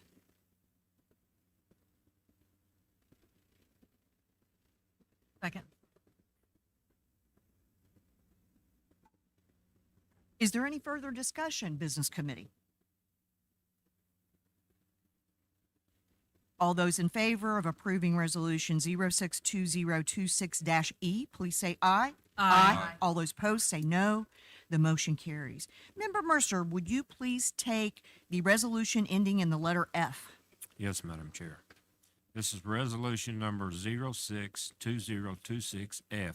It is a resolution to authorize funding for blast freezer electrical upgrades. Whereas the Quapaw Food Sovereignty Authority is requesting funding to complete necessary electrical upgrades to power a blast freezer. The blast freezer is required to rapidly chill products, for safe storage according to industry practices. Having solicited qualified vendors, conducted due diligence in accordance with current policy, and ensuring sufficient unencumbered funds exist, and therefore be it resolved that the funding for electrical upgrades is approved by the Quapaw Nation Business Committee. Madam Chair, I move that we adopt resolution number 062026-F. Second. We have a motion to approve Resolution 062026-F. Business Committee, is there any additional discussion on this one? All those in favor of approving Resolution 062026-F, please say aye. Aye. All those opposed say no. The motion carries. Member Gibbswater, would you please take the next two? Ma'am, resolution number 062026-G. A resolution to amend the charter of the Quapaw Casino Authority of the Quapaw Nation. Whereas the Business Committee established the Quapaw Casino Authority of the Quapaw Nation by resolution number 082709-C, which set forth the charter for the Quapaw Casino Authority. And whereas the Business Committee amended the charter by resolution number 021015-A and resolution number 111823-CC, and whereas the Business Committee desires to amend the charter to, among other things, enhance the operational efficiency of the QSA within the parameters of the annual budgeting and business planning requirements or other Business Committee actions, to provide for longer terms for the QCA Board, to clarify the QCA's meeting schedule, and to protect the proprietary information of the QCA and the Quapaw Nation. Whereas the Quapaw Nation Business Committee, having reviewed proposed amendments to the charter and having consulted with the Board of the Quapaw Casino Authority regarding such amendments, believes that the amendments are in the best interest of the Quapaw Nation and its members. Therefore, be it resolved that the Business Committee hereby approves the amendments to the charter as are set forth on Exhibit A attached hereto, with new language denoted by underlining and deleted language denoted by strike-throughs. Business Committee also moved to approve resolution number 062026-G. We've got a motion to approve Resolution 062026-G. Business Committee, is there any further discussion? All those in favor of approving Resolution 062026-G, please say aye. Aye. All those opposed say no. The motion carries. Resolution number 062026-H, a resolution to amend the charter of the Downstream Development Authority of the Quapaw Nation. Whereas the Business Committee established the Downstream Development Authority of the Quapaw Nation by resolution number 052207-A, which set forth the charter for the Downstream Development Authority. Whereas the Business Committee amended the charter by resolution number 01107-A and resolution number 111823-BB. Whereas the Business Committee desires to amend the charter to, among other things, clarify the DDA's ownership of the membership interest in Saracen Development LLC, enhance the operational efficiency of the DDA within the parameters of the annual budgeting and business planning requirements or other Business Committee actions, to provide for longer terms for the DDA Board, to clarify the DDA's meeting schedule, and to protect the proprietary information of the DDA and the Quapaw Nation. Whereas the Business Committee, having reviewed proposed amendments to the charter and having consulted with the Board of the Downstream Development Authority regarding such amendments, believes that the amendments are in the best interest of the Quapaw Nation and its members. Therefore, be it resolved that the Business Committee hereby approves the amendments to the charter as are set forth on Exhibit A attached hereto, with new language denoted by underlining and deleting language denoted by strike-throughs. Business Committee, I so move to approve resolution number 062026-H. We've got a motion to approve resolution 062026-H. Business Committee, is there any further discussion? All those in favor of approving resolution 062026-H, please say aye. Aye. All those opposed, say no. And the motion carries. Member Davis, would you please take the resolution ending in the letter I? Yes, thank you, Madam Chair. Resolution number 062026-I, a resolution to approve the Helping Expedite and Advance Responsible Tribal Home Ownership Act, Hearth Act, Business Site Leasing Ordinance, and submitting the Business Site Leasing Ordinance to the Office of the Secretary of the Department of the Interior for approval and publication in the Federal Register. Whereas the Hearth Act authorizes federally recognized Indian tribes to enact tribal leasing laws for the leasing of tribal lands without Bureau of Indian Affairs approval if the leasing laws are consistent with federal law and approved by the Secretary of the Interior. Whereas the Business Committee, in consultation with the Realty Department and Legal Counsel, has drafted a business site leasing ordinance that is consistent with federal law and federal regulations governing business site leases on tribally owned Indian lands. Whereas the Hearth Act does not apply to individual Indian allotments or individual ownership interest in restricted fee status. Whereas the business site leasing ordinance needs Business Committee and secretarial approval to become effective. Now therefore be it resolved that the Business Committee hereby approves the attached business site leasing ordinance and shall be submitted to the Secretary of the Department of the Interior for approval and publication in the Federal Register. Madam Chair, I would so move to adopt resolution number 062026-I. Second. We've got a motion to approve resolution 062026-I. Business Committee, is there any additional discussion? All those in favor of approving resolution 062026-I, please say aye. Aye. All those opposed, say no. The motion carries. Secretary Treasurer Valier, would you please take the resolution ending in the letter J? Thank you, Madam Chair. Resolution number 062026-J, a resolution to amend the Wyandotte lease agreement for fire and emergency services to address the Safe Haven baby box liability. Whereas the Business Committee entered into a lease agreement with the Wyandotte Nation on December 19th, 2023 to lease fee land and a building located within the Wyandotte Nation Reservation for the purpose of providing fire and emergency management services. Whereas the Wyandotte Nation has installed a child surrender device known as a Safe Haven baby box. Whereas the Wyandotte Nation has assumed liability and operational responsibility for the Safe Haven baby drop box. Whereas the Business Committee finds that it is in the best interest of the nation to amend the existing lease agreement attached hereto as Exhibit A to memorialize Wyandotte Nation as the responsible party for the Safe Haven baby drop box and to clarify that the nation will have no liability or responsibility for any child custody obligations or the care of any surrendered child. Now therefore be it resolved that the Business Committee hereby approves an amendment to the lease agreement which shall be substantially in the same form as presented to the Business Committee. Madam Chair, I move to adopt resolution number 062026-J. Second.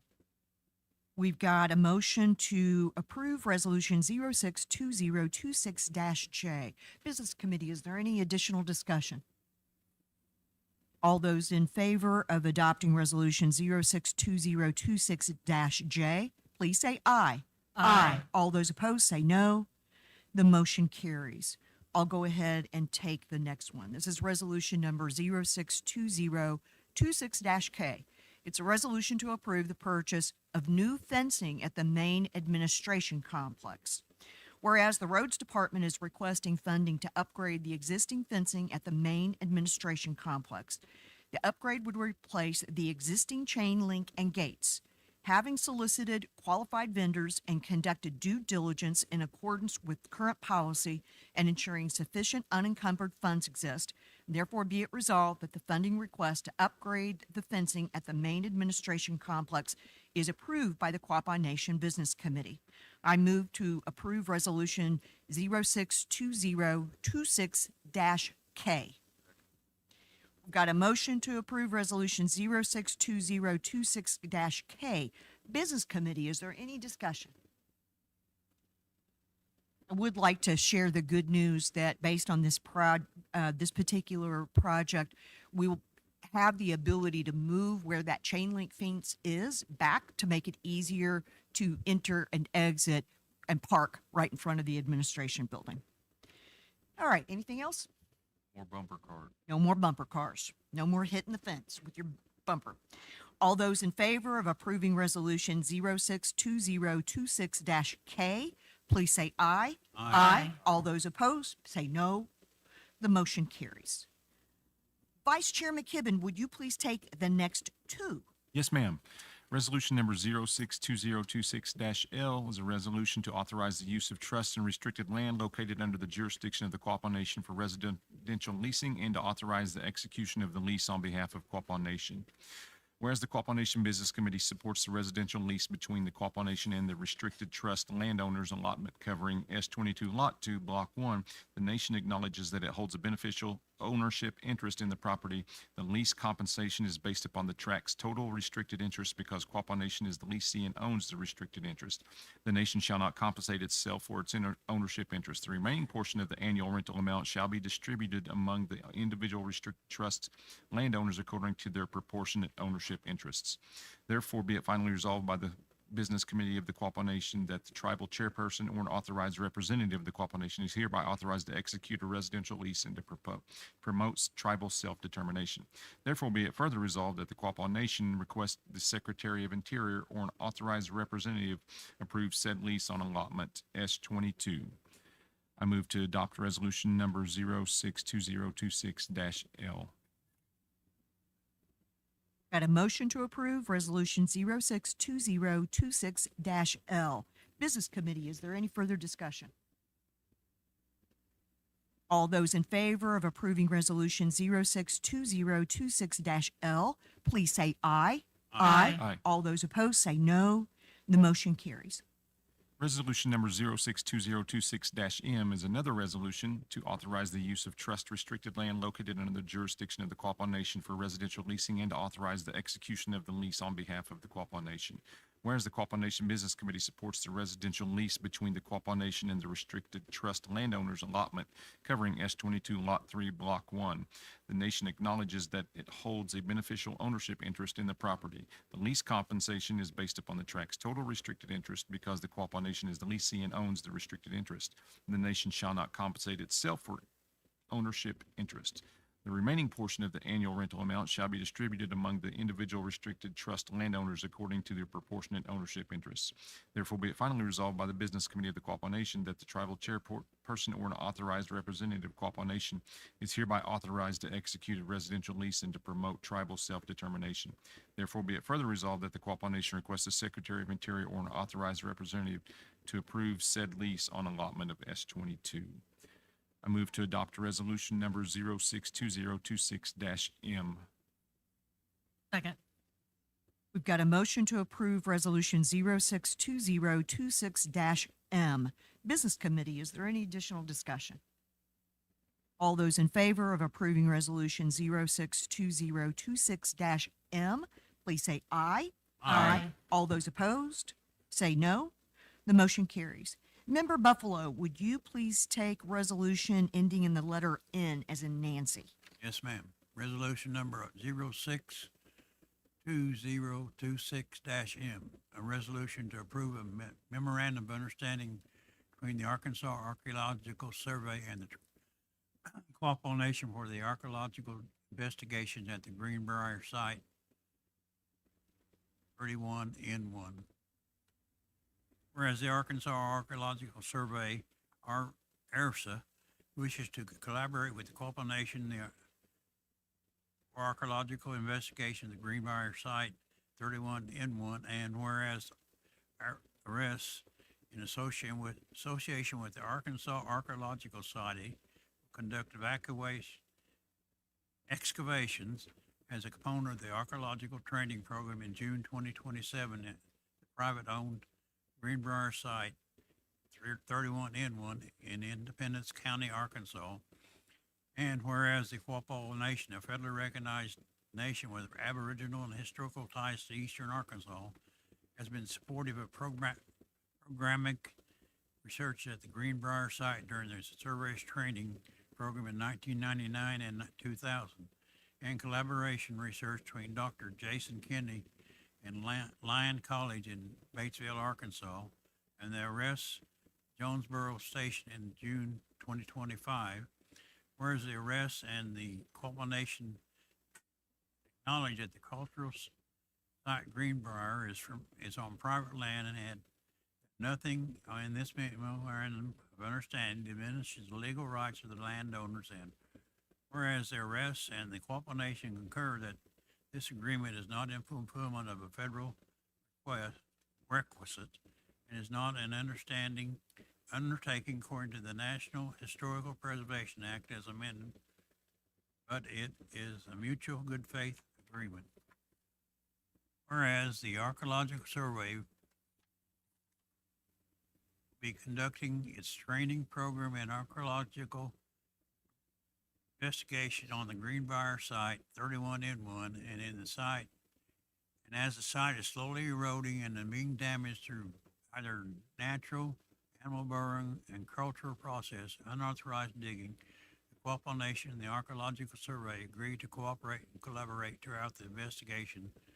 And whereas the site may contain human burials, human remains, and usually it is its standard that burials should be avoided. However, if a burial has to be evacuated, the Arkansas Archaeological Survey and the Quapaw Nation will work collaboratively to mitigate a plan of action.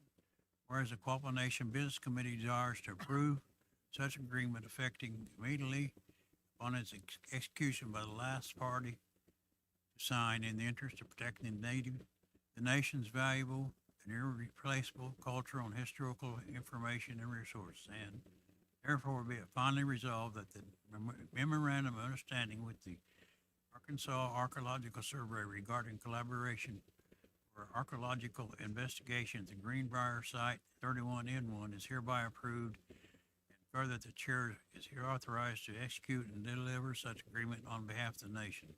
Madam Chair, I move to adopt. We have a motion to approve Resolution 062026-N. Business Committee, is there any further discussion? I just want to thank Member Buffalo that these MOUs were always lengthy, same as the programmatic agreements. So, BC, is there anything else? All those in favor of approving Resolution 062026-N, please say aye. Aye. All those opposed say no. The motion carries. Member Mercer, would you please take the resolution ending in letter O? Yes, ma'am. Resolution number 062026-O. This is a resolution authorizing the submission of the Learning Abroad to Reimagine Health Knowledge Systems for Equity and Wellbeing Grant. Whereas the Robert Wood Johnson Foundation has authorized the submission of all documents to apply for the Robert Wood Johnson Foundation's Learning from Abroad to Reimagine Health Knowledge Systems for Equity and Wellbeing Grant. Whereas the Quapaw Nation Business Committee wishes to authorize Weena Supernall, Chair of the Quapaw Nation Business Committee, to approve the submission of the grant application documents to the Robert Wood Foundation. Therefore, be it resolved that the Quapaw Nation Business Committee authorizes Chair Weena Supernall to authorize the submission of grant application documents for the Learning from Abroad to Reimagine Health Knowledge Systems for Equity and Wellbeing Grant. Madam Chair, I so move to adopt resolution number 062026-. We've got a motion to approve Resolution 062026-0. Business Committee, is there any additional discussion? All those in favor of approving Resolution 062026-0, please say aye. Aye. All those opposed say no. The motion carries. Member Gibbswater, would you please take the next one ending in letter P? Resolution number 062026-P. A resolution to authorize the sale of the Quapaw Nation's restricted interest in chat in the OKO chat pile located under the jurisdiction of the Quapaw Nation. Whereas the Quapaw Nation's Business Committee supports the sale of the nation's interest in restricted chat to Construction, Inc. in the amount per ton in the OKO chat pile located on the allotment 92097. The nation further agrees to grant access to the site to EPA and its contractors to remove said interest in chat, and further understands that the nation's proportionate share will be paid up front. Therefore, be it resolved that the Business Committee of the Quapaw Nation, that the nation's chairperson or an authorized representative of the Quapaw Nation is hereby authorized to execute this consent given for chat sale and access over the nation's interest in chat and property. Business Committee so move to approve resolution number 062026-P. Got a motion to approve 062026-P. Business Committee, is there any further discussion? All those in favor of approving resolution 062026-P, please say aye. Aye. All those opposed say no, and the motion carries. Member Davis, would you please take the one that ends in the letter Q? Yes, thank you, Madam Chair. Resolution number 062026-Q. A resolution approving the purchase of a 2027 Ford Transit passenger van for Quapaw Counseling Service. Whereas the Quapaw Counseling Service is in need of an additional passenger van to accommodate the current patient load, the purchased van will increase the number of clients served per day, increase program efficiency, and prevent patient relapses. Having solicited qualified vendors and performed due diligence in accordance with current policy and ensuring sufficient unencumbered funds exist, and therefore be it resolved that the attached purchase request for a 2027 Ford Transit passenger van is approved by the Quapaw Nation Business Committee. Madam Chair, I would so move to adopt resolution number 062026-Q. Second. Got a motion to approve resolution 062026-Q. Business Committee, is there any additional discussion? All those in favor of approving resolution 062026-Q, please say aye. Aye. All those opposed say no. The motion carries. Secretary Treasurer Valier, would you please take R? Certainly, Madam Chair. And if everyone would please bear with me, as this is pretty extensive with the legalese in the verbiage here. Resolution number 062026-R. Approval of letter agreement with respect to the nation completion guarantee in respect of the Saracen Development Agreement with U.S. Bank National Association. Whereas on August 29, 2024, the nation entered into a certain nation completion guarantee by the nation in favor of U.S. Bank National Association, U.S. Bank, pursuant to which the nation guaranteed certain obligations of Saracen Development LLC, an Arkansas limited liability company and a wholly owned indirect subsidiary of the nation, Saracen, relating to the completion of the hotel project as defined in the credit agreement under Saracen's credit agreement dated as of August 29th, 2024, the credit agreement. By and among Saracen, the lenders referred therein the lenders and U.S. Bank, whereas it is a condition of certain credit accommodations by U.S. Bank and the other lenders in the proposed letter agreement, the letter agreement attached hereto by and among Saracen, Mozeska Holdings, LLC, and the nation as U.S. Bank and the nation agree to modifications and changes to the credit agreement described in the letter agreement, including the amendment of the final completion date as defined in the credit agreement to be December 15th, 2026, in accordance with Section 32 of the Nation Completion Guarantee, and provide a release of U.S. Bank and the other lenders related to the credit agreement and the other loan documents as defined in the credit agreement through the date of the letter agreement. Whereas the nation documents have reviewed by the nation's financial and legal advisors determined by the business committee to be necessary or convenient to carry out the purposes of this resolution, and whereas the business committee has determined that the terms and provisions of the nation documents are in the best interest of the nation. Now therefore be it resolved that the nation documents and any other documents, agreements, instruments, amendments, and certificates delivered in connection therewith or required thereby containing such terms and conditions setting forth such rights and obligations and other addressing or dealing with such subjects or matters determined to be necessary, appropriate, or desirable by the authorized person defined below, executing the same on behalf of the nation, the execution thereof by such authorized person to be conclusive as evidence of such determination be, and they hereby are approved, authorized, and confirmed in all respects. Further resolved that the other terms of the nation documents and the performance of the nation of all its respective obligations therefore thereunder be and each hereby is approved, authorized, and confirmed. Further resolved that the transactions contemplated by the nation document be and each hereby is approved, authorized, and confirmed.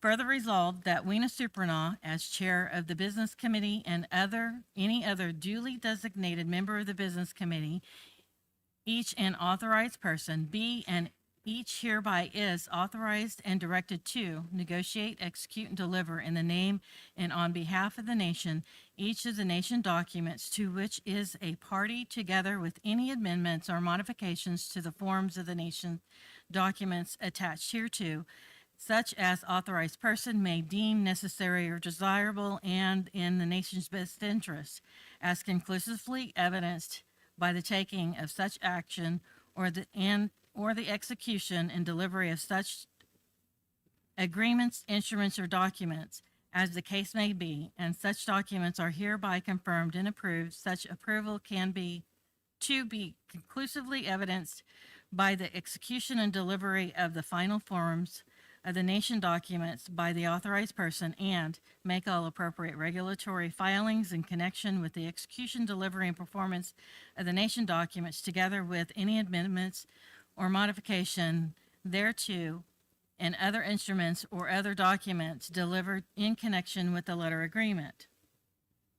Resolutions applicable to all foregoing resolutions. Further resolved that the business committee shall not pass or adopt any resolutions or approve or allow any other action of the business committee or any of its officers, employees, agents, subdivisions, agencies, or instrumentalities of any nature that shall abrogate the contractual rights of the U.S. Bank and the other lenders under the nation documents for so long as any amounts owing under the nation document shall remain outstanding. Upon execution of any document herein authorized, such document shall become a valid and binding obligation of the party hereto, enforceable in accordance with its terms and purposes of tribal law and the laws of all applicable jurisdictions. Further resolved that any resolutions or other actions of the business committee or any of its officers, employees, or agents, either written or established by tradition, that are in conflict or with or inconsistent with the terms of this resolution or any provision set forth in any document authorized to be executed hereunder, are hereby such extent superseded by such conflicts or inconsistent term for so long as any amounts owing under the nation document shall remain outstanding.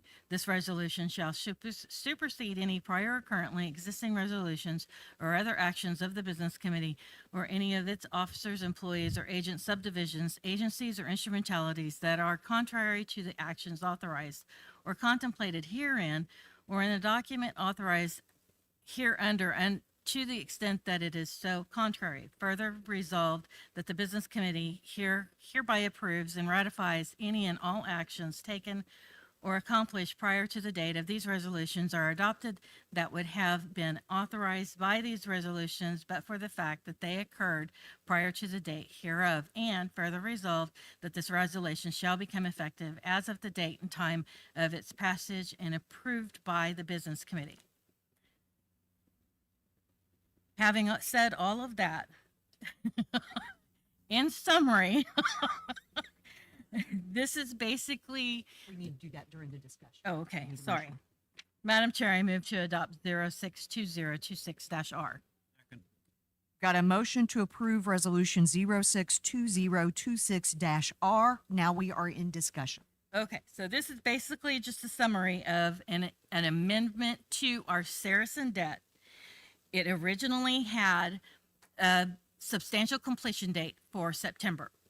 Since the Saracen Hotel opening has been delayed, this is allowing us to move that substantial completion to December instead of September.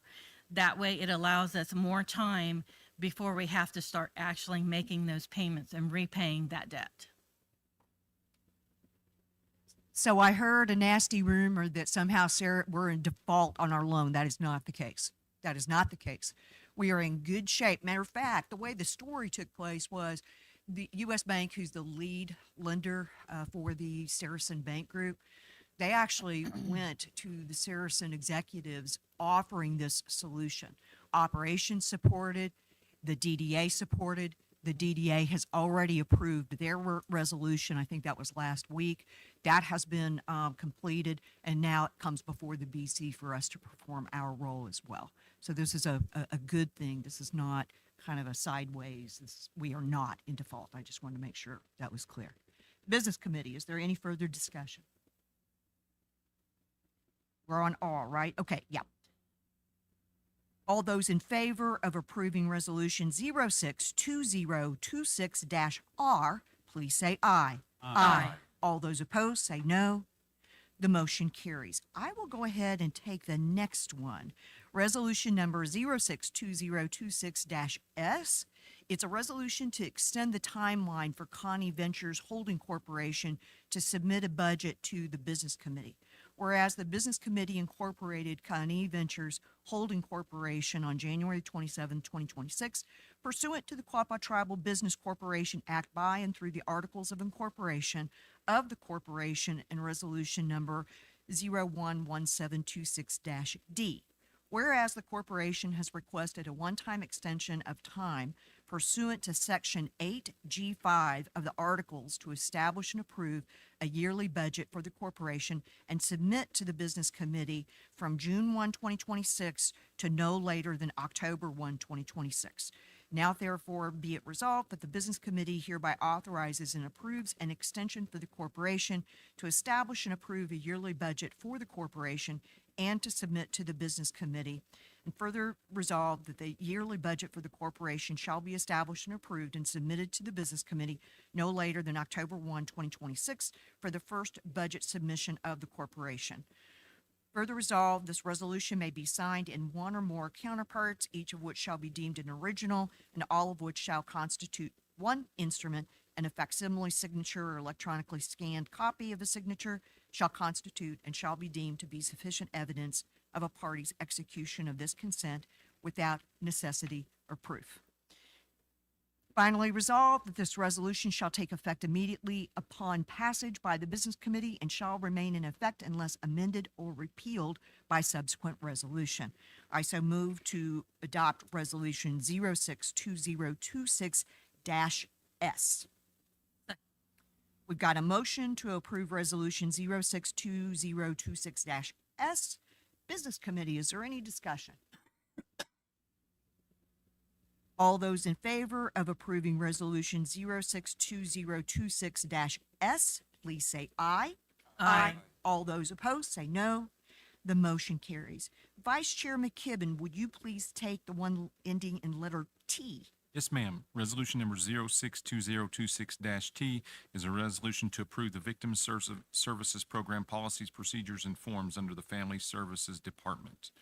Whereas the Quapaw Nation's Business Committee supports and adopts the following items for the Victim Services Program under the Family Services Department: Victim Services Case Management Plan, Victim Services Confidentiality Agreement, Victim Services Legal Agreement, Victim Services Policies, Victim Services Safety Plan, Victim Services Weekly Client Contact Agreement, Victim Services Hotel 30-Day Agreement, Victim Services New Intake Form, Victim Services Power and Control Will, Victim Services Guidelines and Allowables, Victim Services Request for Confidential Documents Form, Victim Services Employee Confidentiality Agreement, Victim Services Client Release of Information. Therefore, be it resolved by the Business Committee of the Quapaw Nation that the nation's chairperson or an authorized representative of Quapaw Nation is hereby authorized to execute this consent given for the approval of such items listed above for Family Services Victim Services Program, and shall constitute policy until such time the Quapaw Nation Business Committee deems it necessary and prudent to modify or change the items listed above. I make a motion to adopt resolution number 062026-T.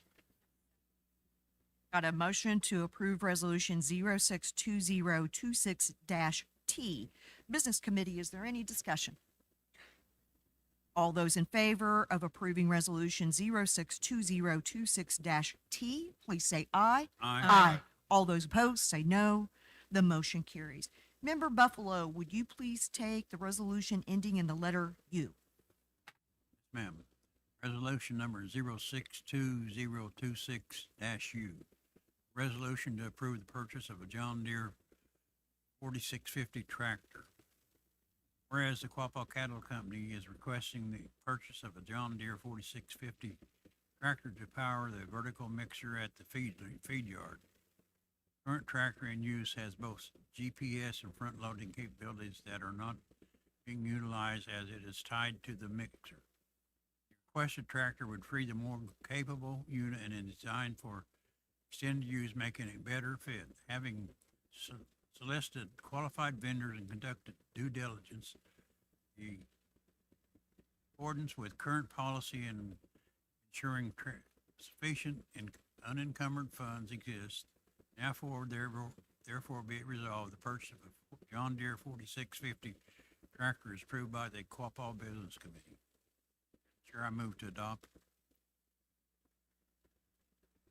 Got a motion to approve resolution 062026-U. Business Committee, is there any discussion? All those in favor of approving resolution 062026-U, please say aye. Aye. All those opposed, say no. The motion carries. Member Mercer, would you please take the resolution ending in the letter V, as in Victor? Yes, ma'am. Resolution number 062026-V. Whereas the Quapaw Cattle Company is requesting the purchase of a Vermeer 1410 hay mower. There is currently a mower in use that has a 10-foot cut length, while the requested mower has a 21-foot cut length. The larger will increase overall efficiency in time and fuel. Having solicited qualified vendors and conducted due diligence in accordance with current policy and ensuring sufficient unencumbered funds exist, and therefore be it resolved that the purchase of the Vermeer hay mower is approved by the Quapaw Nation Business Committee. Chair, I so move to adopt.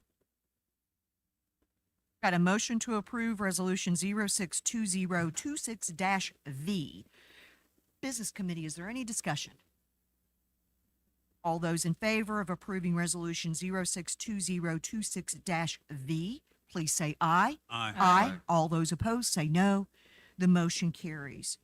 Member Gibbs Water, would you please take the resolution ending in the letter W? Yes, ma'am.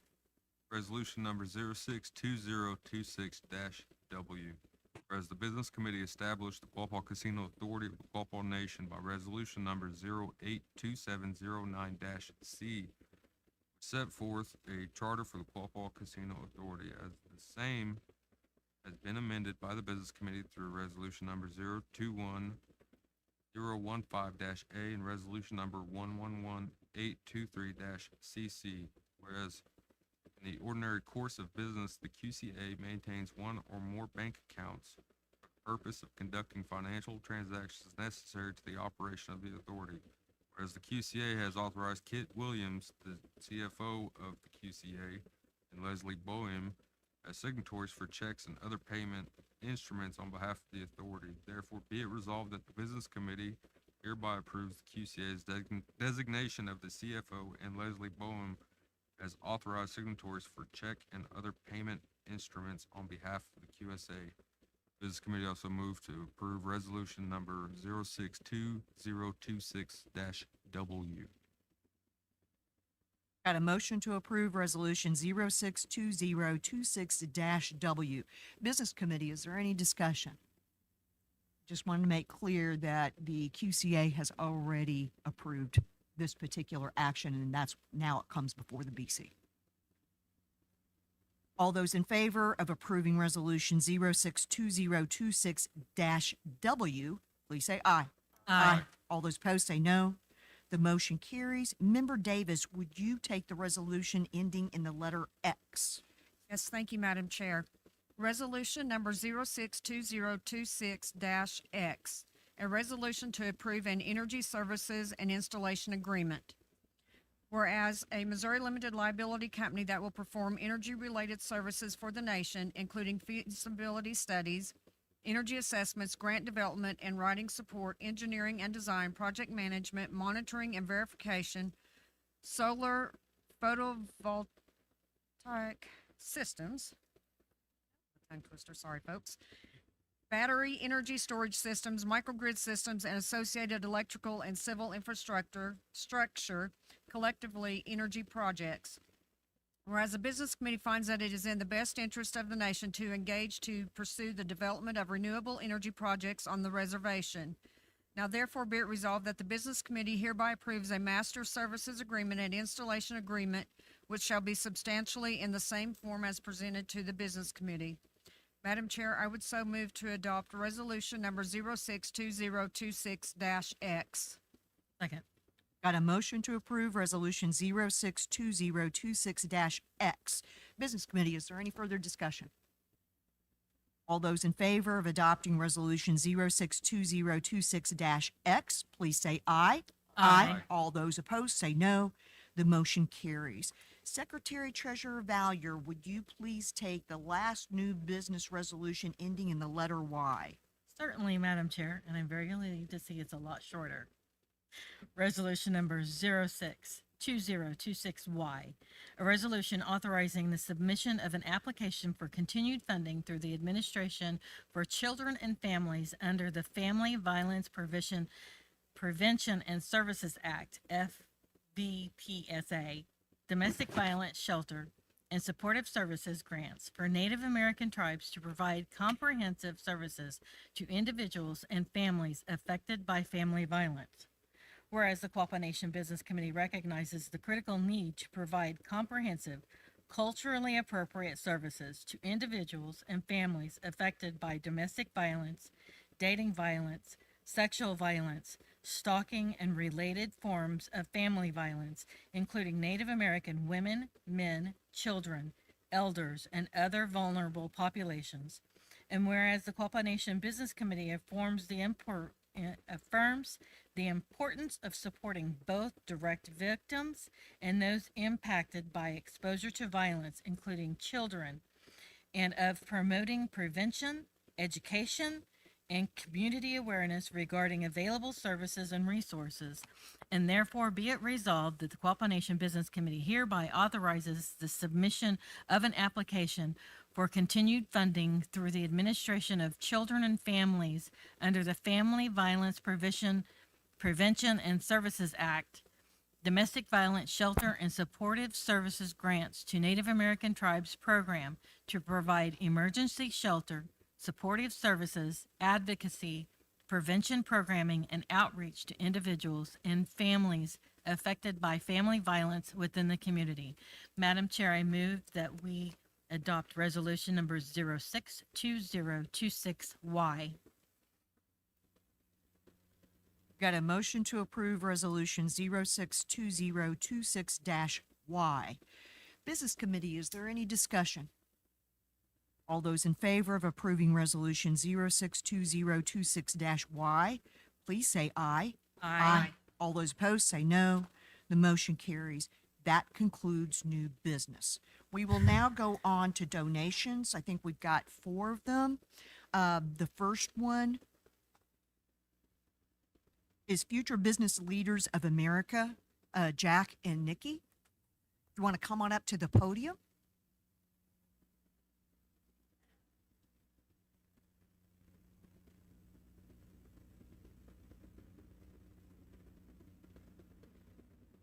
Good morning. Good morning.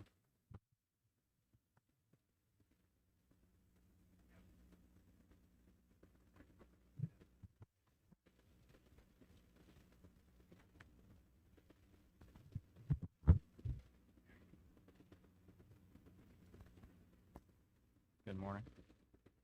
Morning. So I'm here to ask for funding for the FBLA Nationals Convention here. It's going to be in San Antonio. My Neosho High School chapter requires us to pay $500 to them in order to cover travel fees and lodging. And then on top of that, I will also have to pay for food, and then I'll need to get another suit as well for that. But I'm looking to get $500 from you guys and then cover the rest myself as well. What is your travel for? You describe a little bit about what you're doing. So it's a business competition. So there's numerous events. I'm competing in management information systems.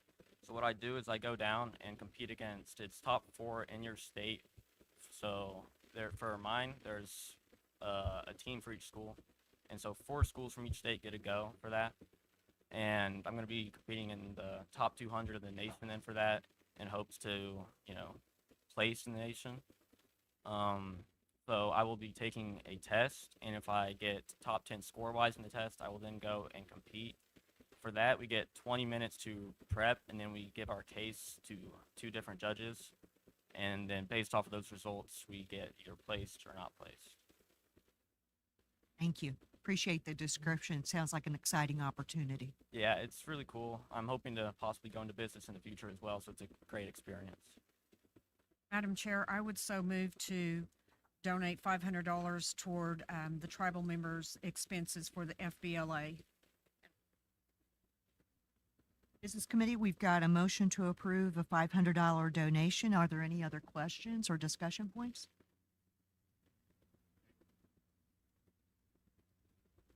Thank you. I wish you the very best. Thank you. All those in favor of approving the $500 donation, please say aye. Aye. All opposed, say no. The motion carries and the $500 donation is approved. Thank you. Thank you. All right, the next one is a competitive dance competition. Emma McCormick.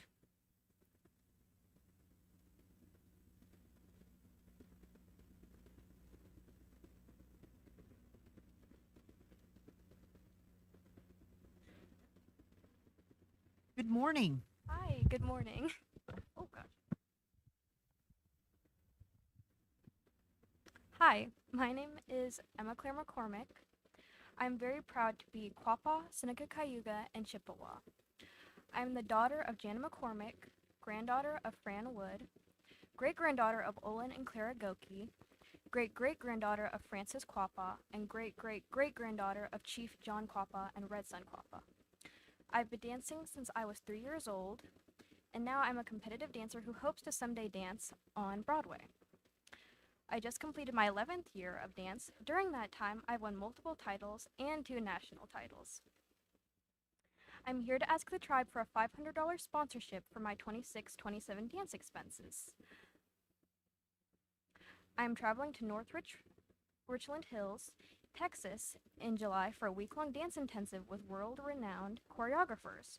I also have been invited to a winter dance intensive in Southampton, Massachusetts, where I will get to work with Broadway choreographers to make a commercial video. I'm so excited about this, but dance fees and travel fees are very expensive. Being that I am just 14, I'm having to result in doing odd jobs and fundraising to try and help my parents pay for dance. I'm truly, from the bottom of my heart, appreciative for whatever help the tribe can give to help make my dance dreams a reality. Thank you for your consideration. Thank you. And you said you're going to Massachusetts in the winter? Oh, sorry. Madam Chair, I move that we donate $500 for Emma McCormick in her dancing ventures. Second. We've got a motion to approve a $500 donation. Business Committee, are there any other questions or discussion items? Thank you again. All those in favor of approving the $500 donation, please say aye. Aye. All those opposed, say no. The $500 donation is approved. Thank you. Thank you.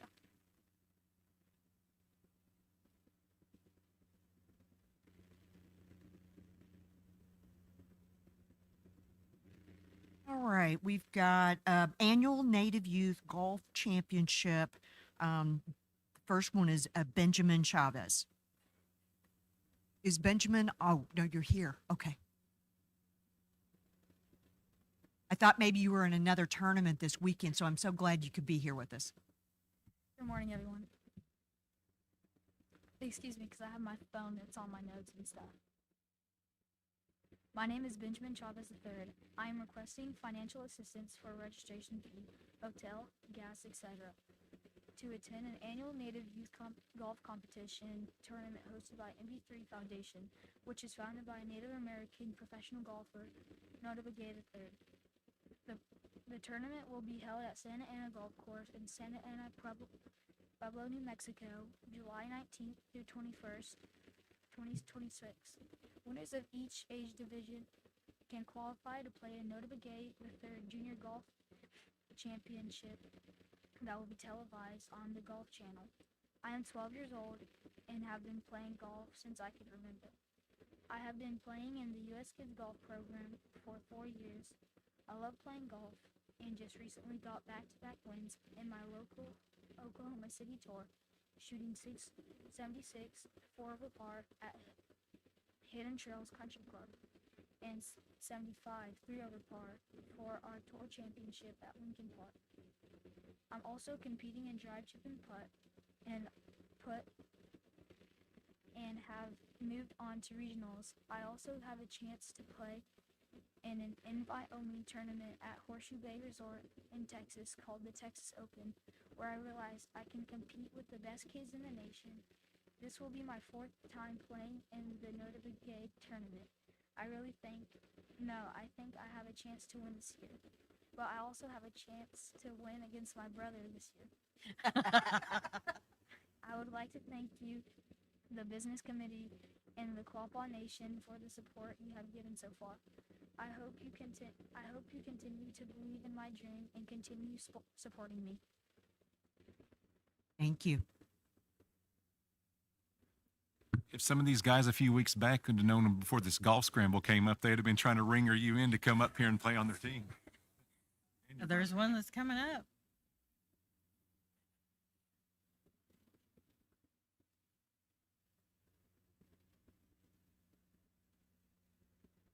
We've got a motion to approve a $500 donation for the annual Native Youth Golf Championship for Benjamin.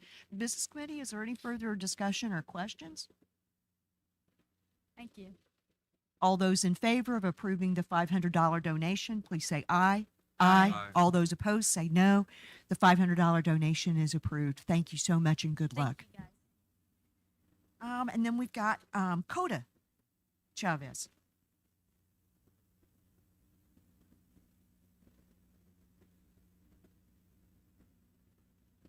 We hear you've got some new competition this year. Yes, ma'am. Good morning. I would like to start off by thanking you guys for previous help. I really appreciate it, and I just want to say I'm not going to be able to play in this tournament this year. I talked with the organization, and we talked about it, and we said it'd be better if I went and played in amateur tournaments, not youth tournaments anymore. So instead of requesting financial assistance for the MB3 tournament, I would like to request it for some qualifiers and amateurs I'll be playing this summer. I got one on July 6th and 7th. It's the Oklahoma State Amateur. And then I have one on July 15th through 16th. And I plan to use this opportunity to give me recognition and just to help me get more opportunities to play golf as I'm going into my sophomore season at Seminole State. Thank you. Thank you for giving us the update. That you're actually going to be entering the amateur tournaments instead of youth tournaments. Yep. Okay. It's going to be a lot more competitive, huh? Yeah. I make a motion for a $500 donation for Coda Chavez. Second. Business Committee, we've got a motion for a $500 donation. Is there any other discussion or questions you may have for Coda? Yes, ma'am. Just curious, you're not going to this other one due to the fact of your brother being in the competition? Yes, sir. You hear that, Benjamin? Any other discussion? All those in favor of approving the $500 donation, please say aye. Aye. All those opposed say no. And the $500 donation is approved. Thank you, guys. Thank you. And I just wanted to say good luck entering the amateur road there, because I know it'll be a rough road ahead, but good luck.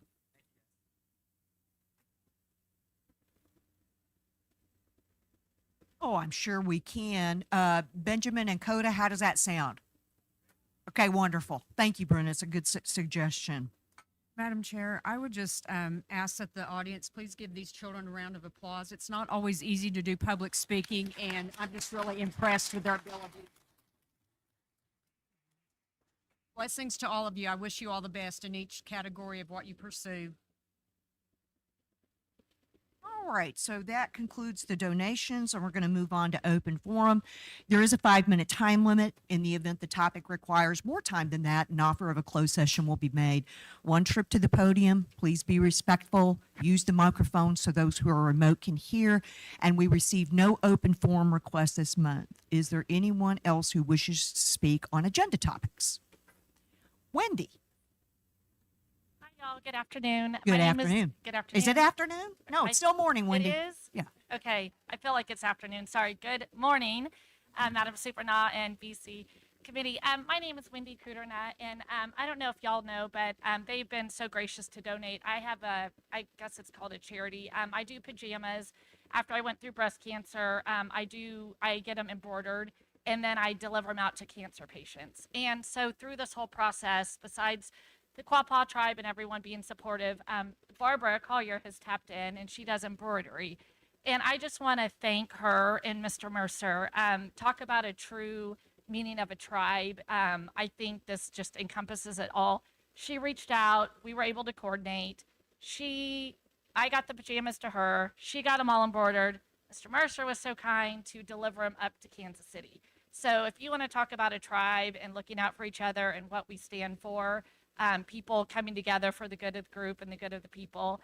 So I just wanted to say thank you, and I wanted that to be known because it was super special to me, and just that everyone took the time and went out of their way to do that. So I just want to thank that, and I have a thank you card, and we'll get for them. So that's it. Thank you. Thank you, Wendy. Appreciate it. And thank you, Larry and Barbara. We've got a hand. I don't know who's first. I'm sorry.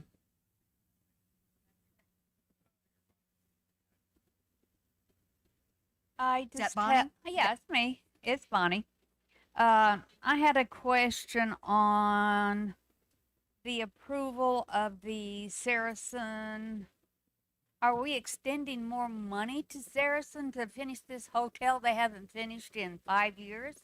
Is that what we're doing, giving them more money again? No. What we're doing is it changes the dates by which some of the ratios have to kick in again from September to December because of the delay in the construction. So we're giving them till December to finally finish it? No, that's not the construction. It has to do with the loan agreement, not the construction itself. So we're extending the loan. No, the loan terms still stay the same. It has to do with what quarter the financial ratios must be met again. So right now, we're in what they call an amortization holiday period that was anticipated when the loan was struck a few years ago. So that there is a period of time when the bulk of the construction was scheduled to take place where we do not make principal repayments. We pay interest only. Then at the tail end of the construction, once substantial completion is achieved, then the financial ratio tests must be met again. So instead of being required to meet those tests in September, we now have until December to meet those tests. So because of the delay, it means we haven't had hotel revenue coming in until here recently, yet we've got payroll expenses going out the door because we are fully staffed at Saracen. What did I miss? Are we paying taxes on that? Pay taxes on what, Bonnie? On what we're extending or whatever we're giving them here from the U.S. Bank? No. No. Okay. Thank you, Bonnie. Okay, then Virginia.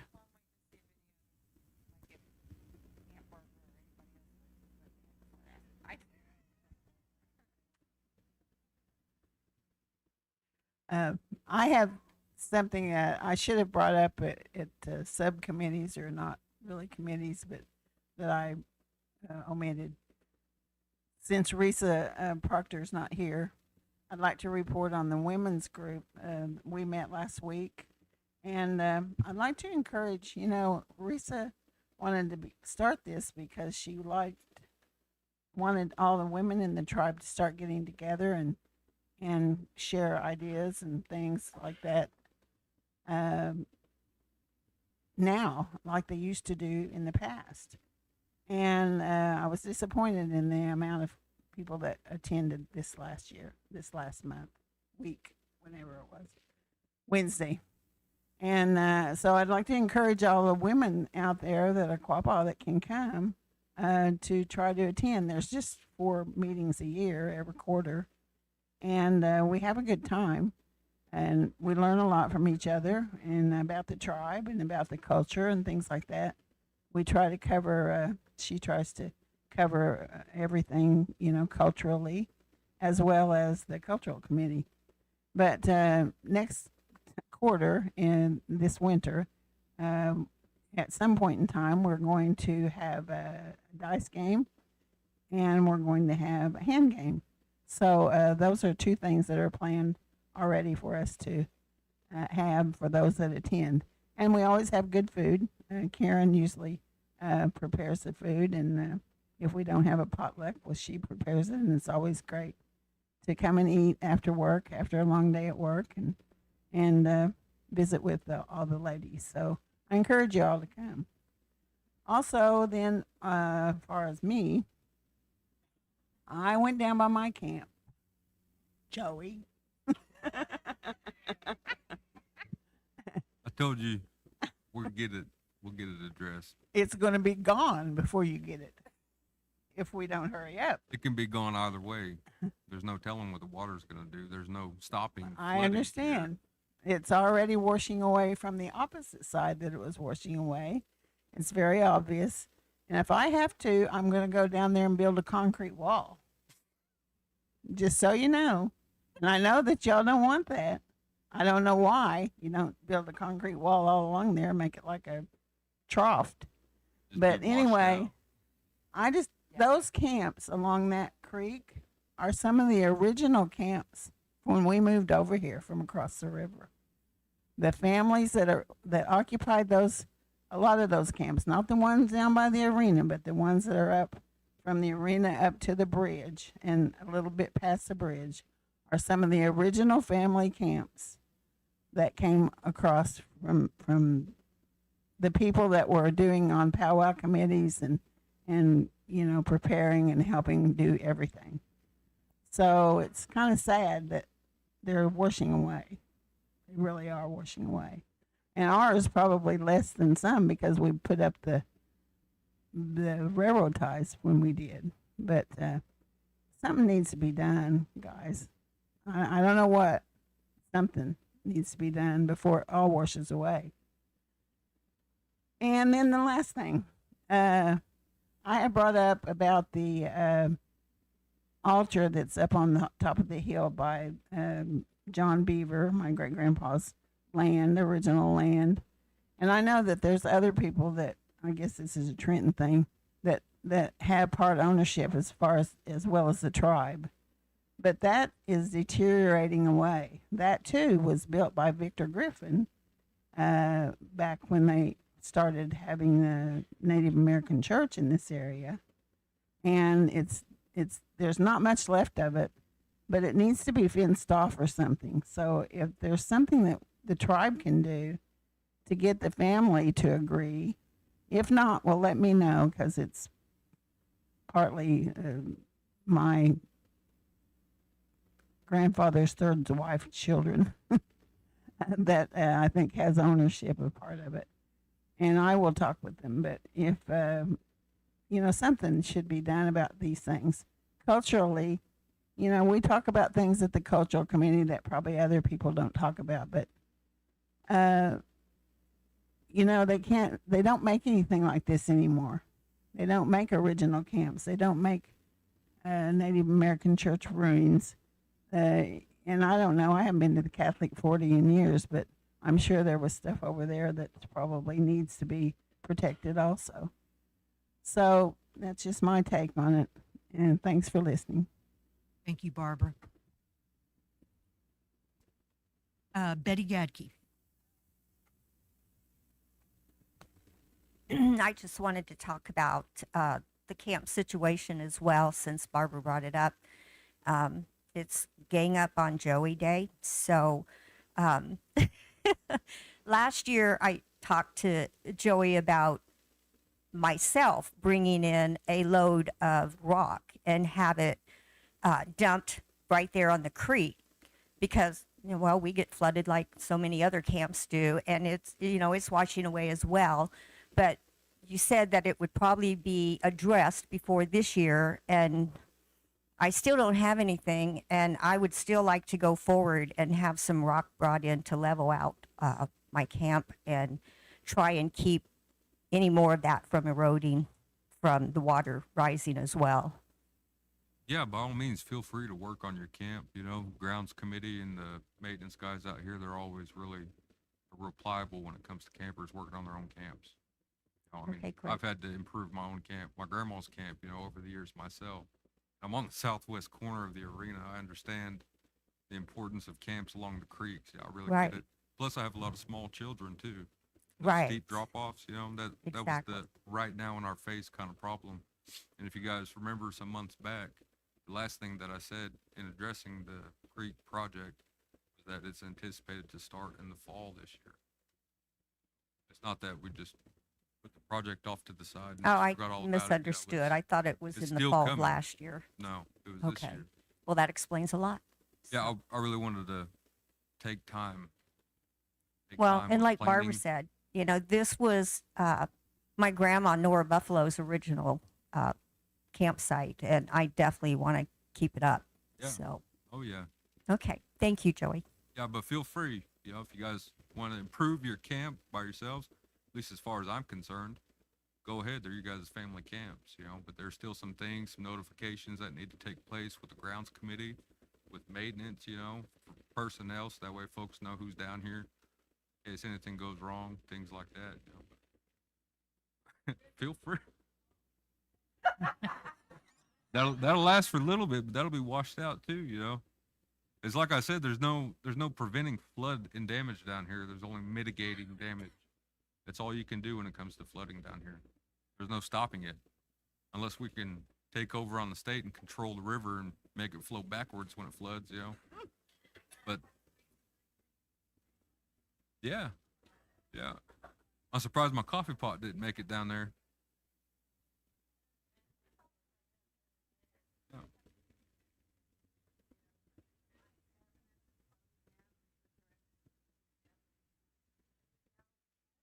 Down there and waded into the creek to get a cabinet that we had that was wooden that floated away. I said, now the last cabinet we've got was metal, and I hired a welder to come down there and weld it to the poles so it can't go anywhere. Wow. So that's the only reason it probably doesn't float off down there too. So Yeah, that is a concern of several people, not just me. Yeah, there's a whole line of us down there. There's nowhere Thank to you, Betty. move. Thank you, Barbara. Chayton, are you going to address? I guess I'll add on that real quick. If you guys do plan on doing like adding rock or whatever you plan on doing to your own camp, I would probably have it done before the 30th, because then people, yeah. Okay. I'm just throwing it out there. If you guys do plan on doing something, adding rock, doing whatever, just have it done before the 30th. Thank you, Chayton. Chayton said call him and he'll have it done before the 3rd. Virginia, I just have you've been waiting patiently. I just have a quick question. We all know that the governing resolution has changed and there have been amendments over the years. We all have access to the basic one.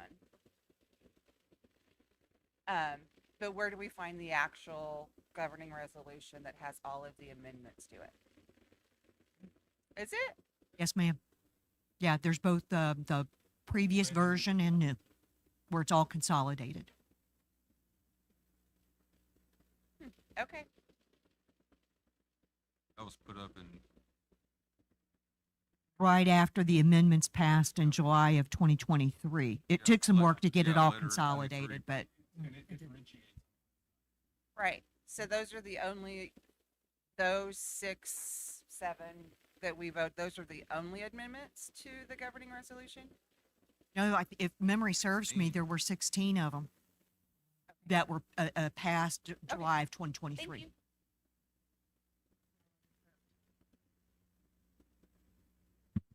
Hello. Oh, I'm going to have to grab it. I'm too short. Good morning, everyone. I know the I'm feeling. I'm Amber Chavez, and this is my husband, Ben. Our boys are the golfers.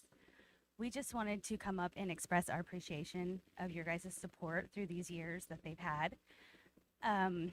It's been a long journey, especially for our oldest one. Golf is tough, especially for our native kids. If you've noticed, there's not a big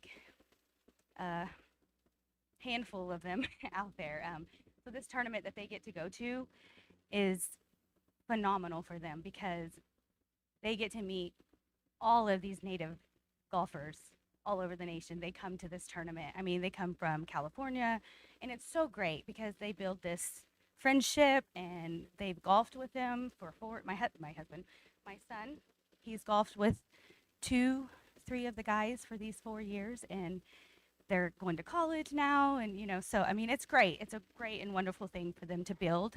So getting them out there and this support has been such tremendous for us. And it's pretty financially straining, golf is. So I really do just want to say and express the appreciation that we have, that you guys have supported them all of these years. And it's just been so wonderful. I thank you so much. We really do appreciate it. Thank you. Okay. Thank you.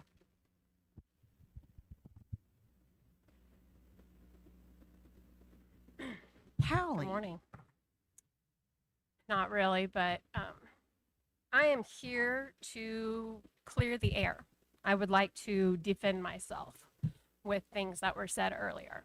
And, I do wish that you could have at least had a conversation with me had you had such a big problem with me. But every time we see each other, you're really super nice. But, on the backside, you're not. And I guess everybody got to get a little glimpse of how much you really dislike me. So I want to just clear up some stuff here.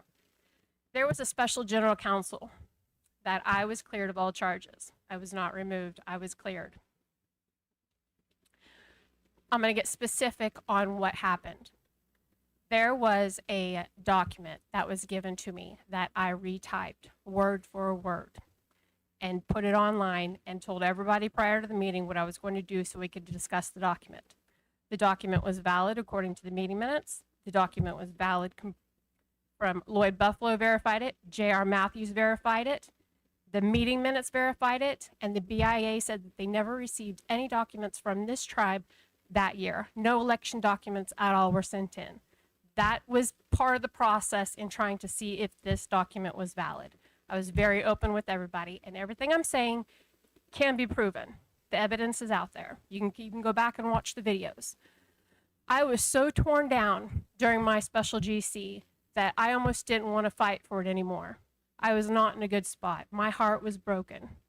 And I did not defend myself very well. And I have to live with that for the rest of my life, that I did not defend myself. That everybody wants to continue talking about me poorly, and they do. How much more do I need to get spanked? I mean, nobody lets it go. I live in a toxic work environment right now because of all of this. And now, you're wanting to remove me from a tax commission and a gaming commission and not have a job. And I've had people talk about how they don't want me on the grounds because it's sacred and I shouldn't have any kind of benefits. And let's just keep going on. I mean, how much more am I going to have to suffer through all of this before we can move past it? I got up in front of general counsel and they cleared me of charges. Do you know how embarrassing that is? It's embarrassing. And to lead up all to it, what made it happen to begin with is I had a dozen grievances, give or take. Mans, you were on the grievance committee. You asked me to come together around the table and try to work it out, and I did. You know what happened? It backfired. It backfired, and I made even more grievances after the fact. I really wish I could tell you all the backstory. I can see clearly now, but the grievance committee failed me not once, but twice. I got an apology from the two girls after my special GC, and I accepted that because I need to heal and I need to move on. But it was a witch hunt, and it's still a witch hunt to this day. The other thing that was brought against my special GC, if we want to get down to the finger pointing, was that I apparently did not recuse myself when it came to my sister's pay. I made a comment about how important food sovereignty was, and I got up and I left the meeting. Do you get up and leave the meeting when your two siblings are discussed during these BC meetings? I don't make any decisions on them. Do you have any commentary on it? I have. What is the I told the difference? BC that I had full confidence in what their decisions were involving when it involved my brother. And I left the room when the decision was made. I listened to the commentary, and I told the BC I am very disappointed in what happened and how disappointed my dad would be. And then I got up and left the room and told them I had full confidence in the decision outcome that they made. Well, you have another sibling too, and you don't always get up and leave the room for that either. So I'm No. just saying, if we want to point fingers and talk about somebody doing something bad, let's just put it all out there. Put it out there. But I don't care. I just did. You but know, I'm hold not on. dependent on this job. I did this job because I was asked. And if you think that someone should serve in a regulatory position that has forged a document in the past, Look up the then definition. It was not forged. I don't know how J.R. Matthews' signature got on there. He signed the original document. It was on the original document. Where's Lloyd, that you got the document? document. Will you share it with everybody so they can see that Mr. Matthews signed the document? What disappeared? Well, I know Lloyd's got the original document. Let's see if he can bring it in. No, I supplied Callie with the document. It was enacted by the General Counsel. It was signed by Dr. Lewis Ballard and approved by the Business Committee. It was a valid document. I don't see anything wrong with it. It was Code of Ethics. It was approved by the General Counsel. That made it law. And I called JR before I did any of it. And it did say Quapaw Nation across the top of it. It did not say Quapaw Tribe. It said Quapaw Nation.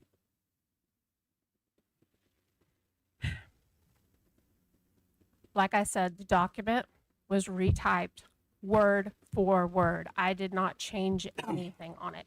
I was very open with everybody when I brought it up and we discussed it. A few of you were even on the board when it happened, and you can attest to it or not. At the end of the day, General Counsel cleared me of all charges.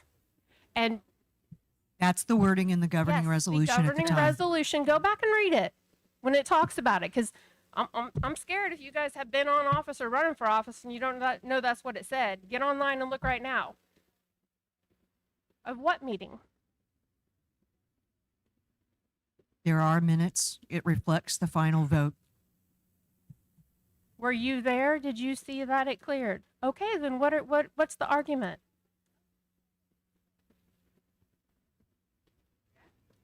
You know, at that time, like I said, I had so many people coming after me, I started to think I did something wrong.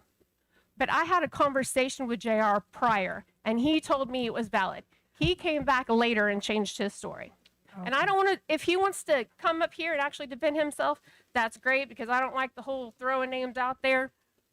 Because obviously I'm supposed to be somewhere else right now, and I'm here trying to defend myself. How about doing it at general council? I will if I need to.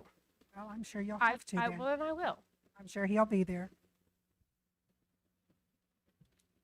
At my special general counsel, I was cleared of all charges.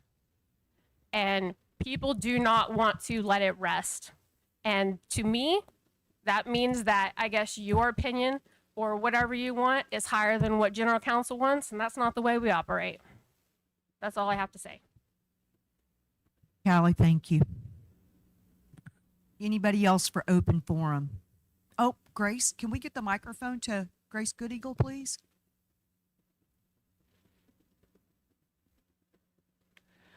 Just to address a couple of things. One is the history of the O-gah-pah people. We go way back. Decoration Day, I was out there to decorate the graves of my past ancestors. All of you, there are graves around this area where we settled. And I was glad that over Memorial Day, Decoration Day, the cemeteries were made available to us so we could get into them to decorate the graves. Our folks are there, and they go way back, and a lot of history has happened to us over the years. And we've got to get back to our values and treating one another respectfully. So much has happened, and it's sad. It really is very sad. Powwow time is coming up. We're going to have family coming in. And again, the graves. A couple of the family graves we can't get to. And we've asked for help. And apparently, help will be coming, type of thing. But let's not forget our heritage. We've got to rely on that. We've got to. Otherwise, as a people's, it's disappearing. And we can't let that happen. Think back again on your ancestors, what they went through. If it wasn't for them, we wouldn't even be here. Think about that. How families used to be together with one another, supporting one another, caring and helping one another. We need to do more of that. So again, just keep that in mind. We have a wonderful heritage. And even like the two boys, they're part of the Good Eagle family. So again, what kind of a legacy are we giving to these young people when they can see what's happening? Again, please, please, please, think about it. And powwow time, let's do it right. Okay. Thank you, Grace. Anyone else for open forum? Member Mercer, could you please close us out in prayer?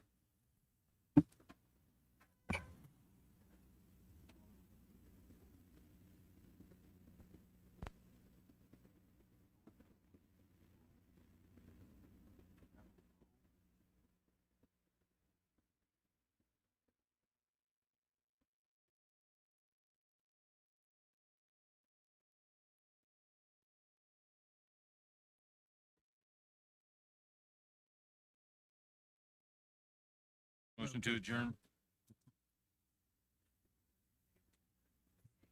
Aye. We're adjourned at 11:50.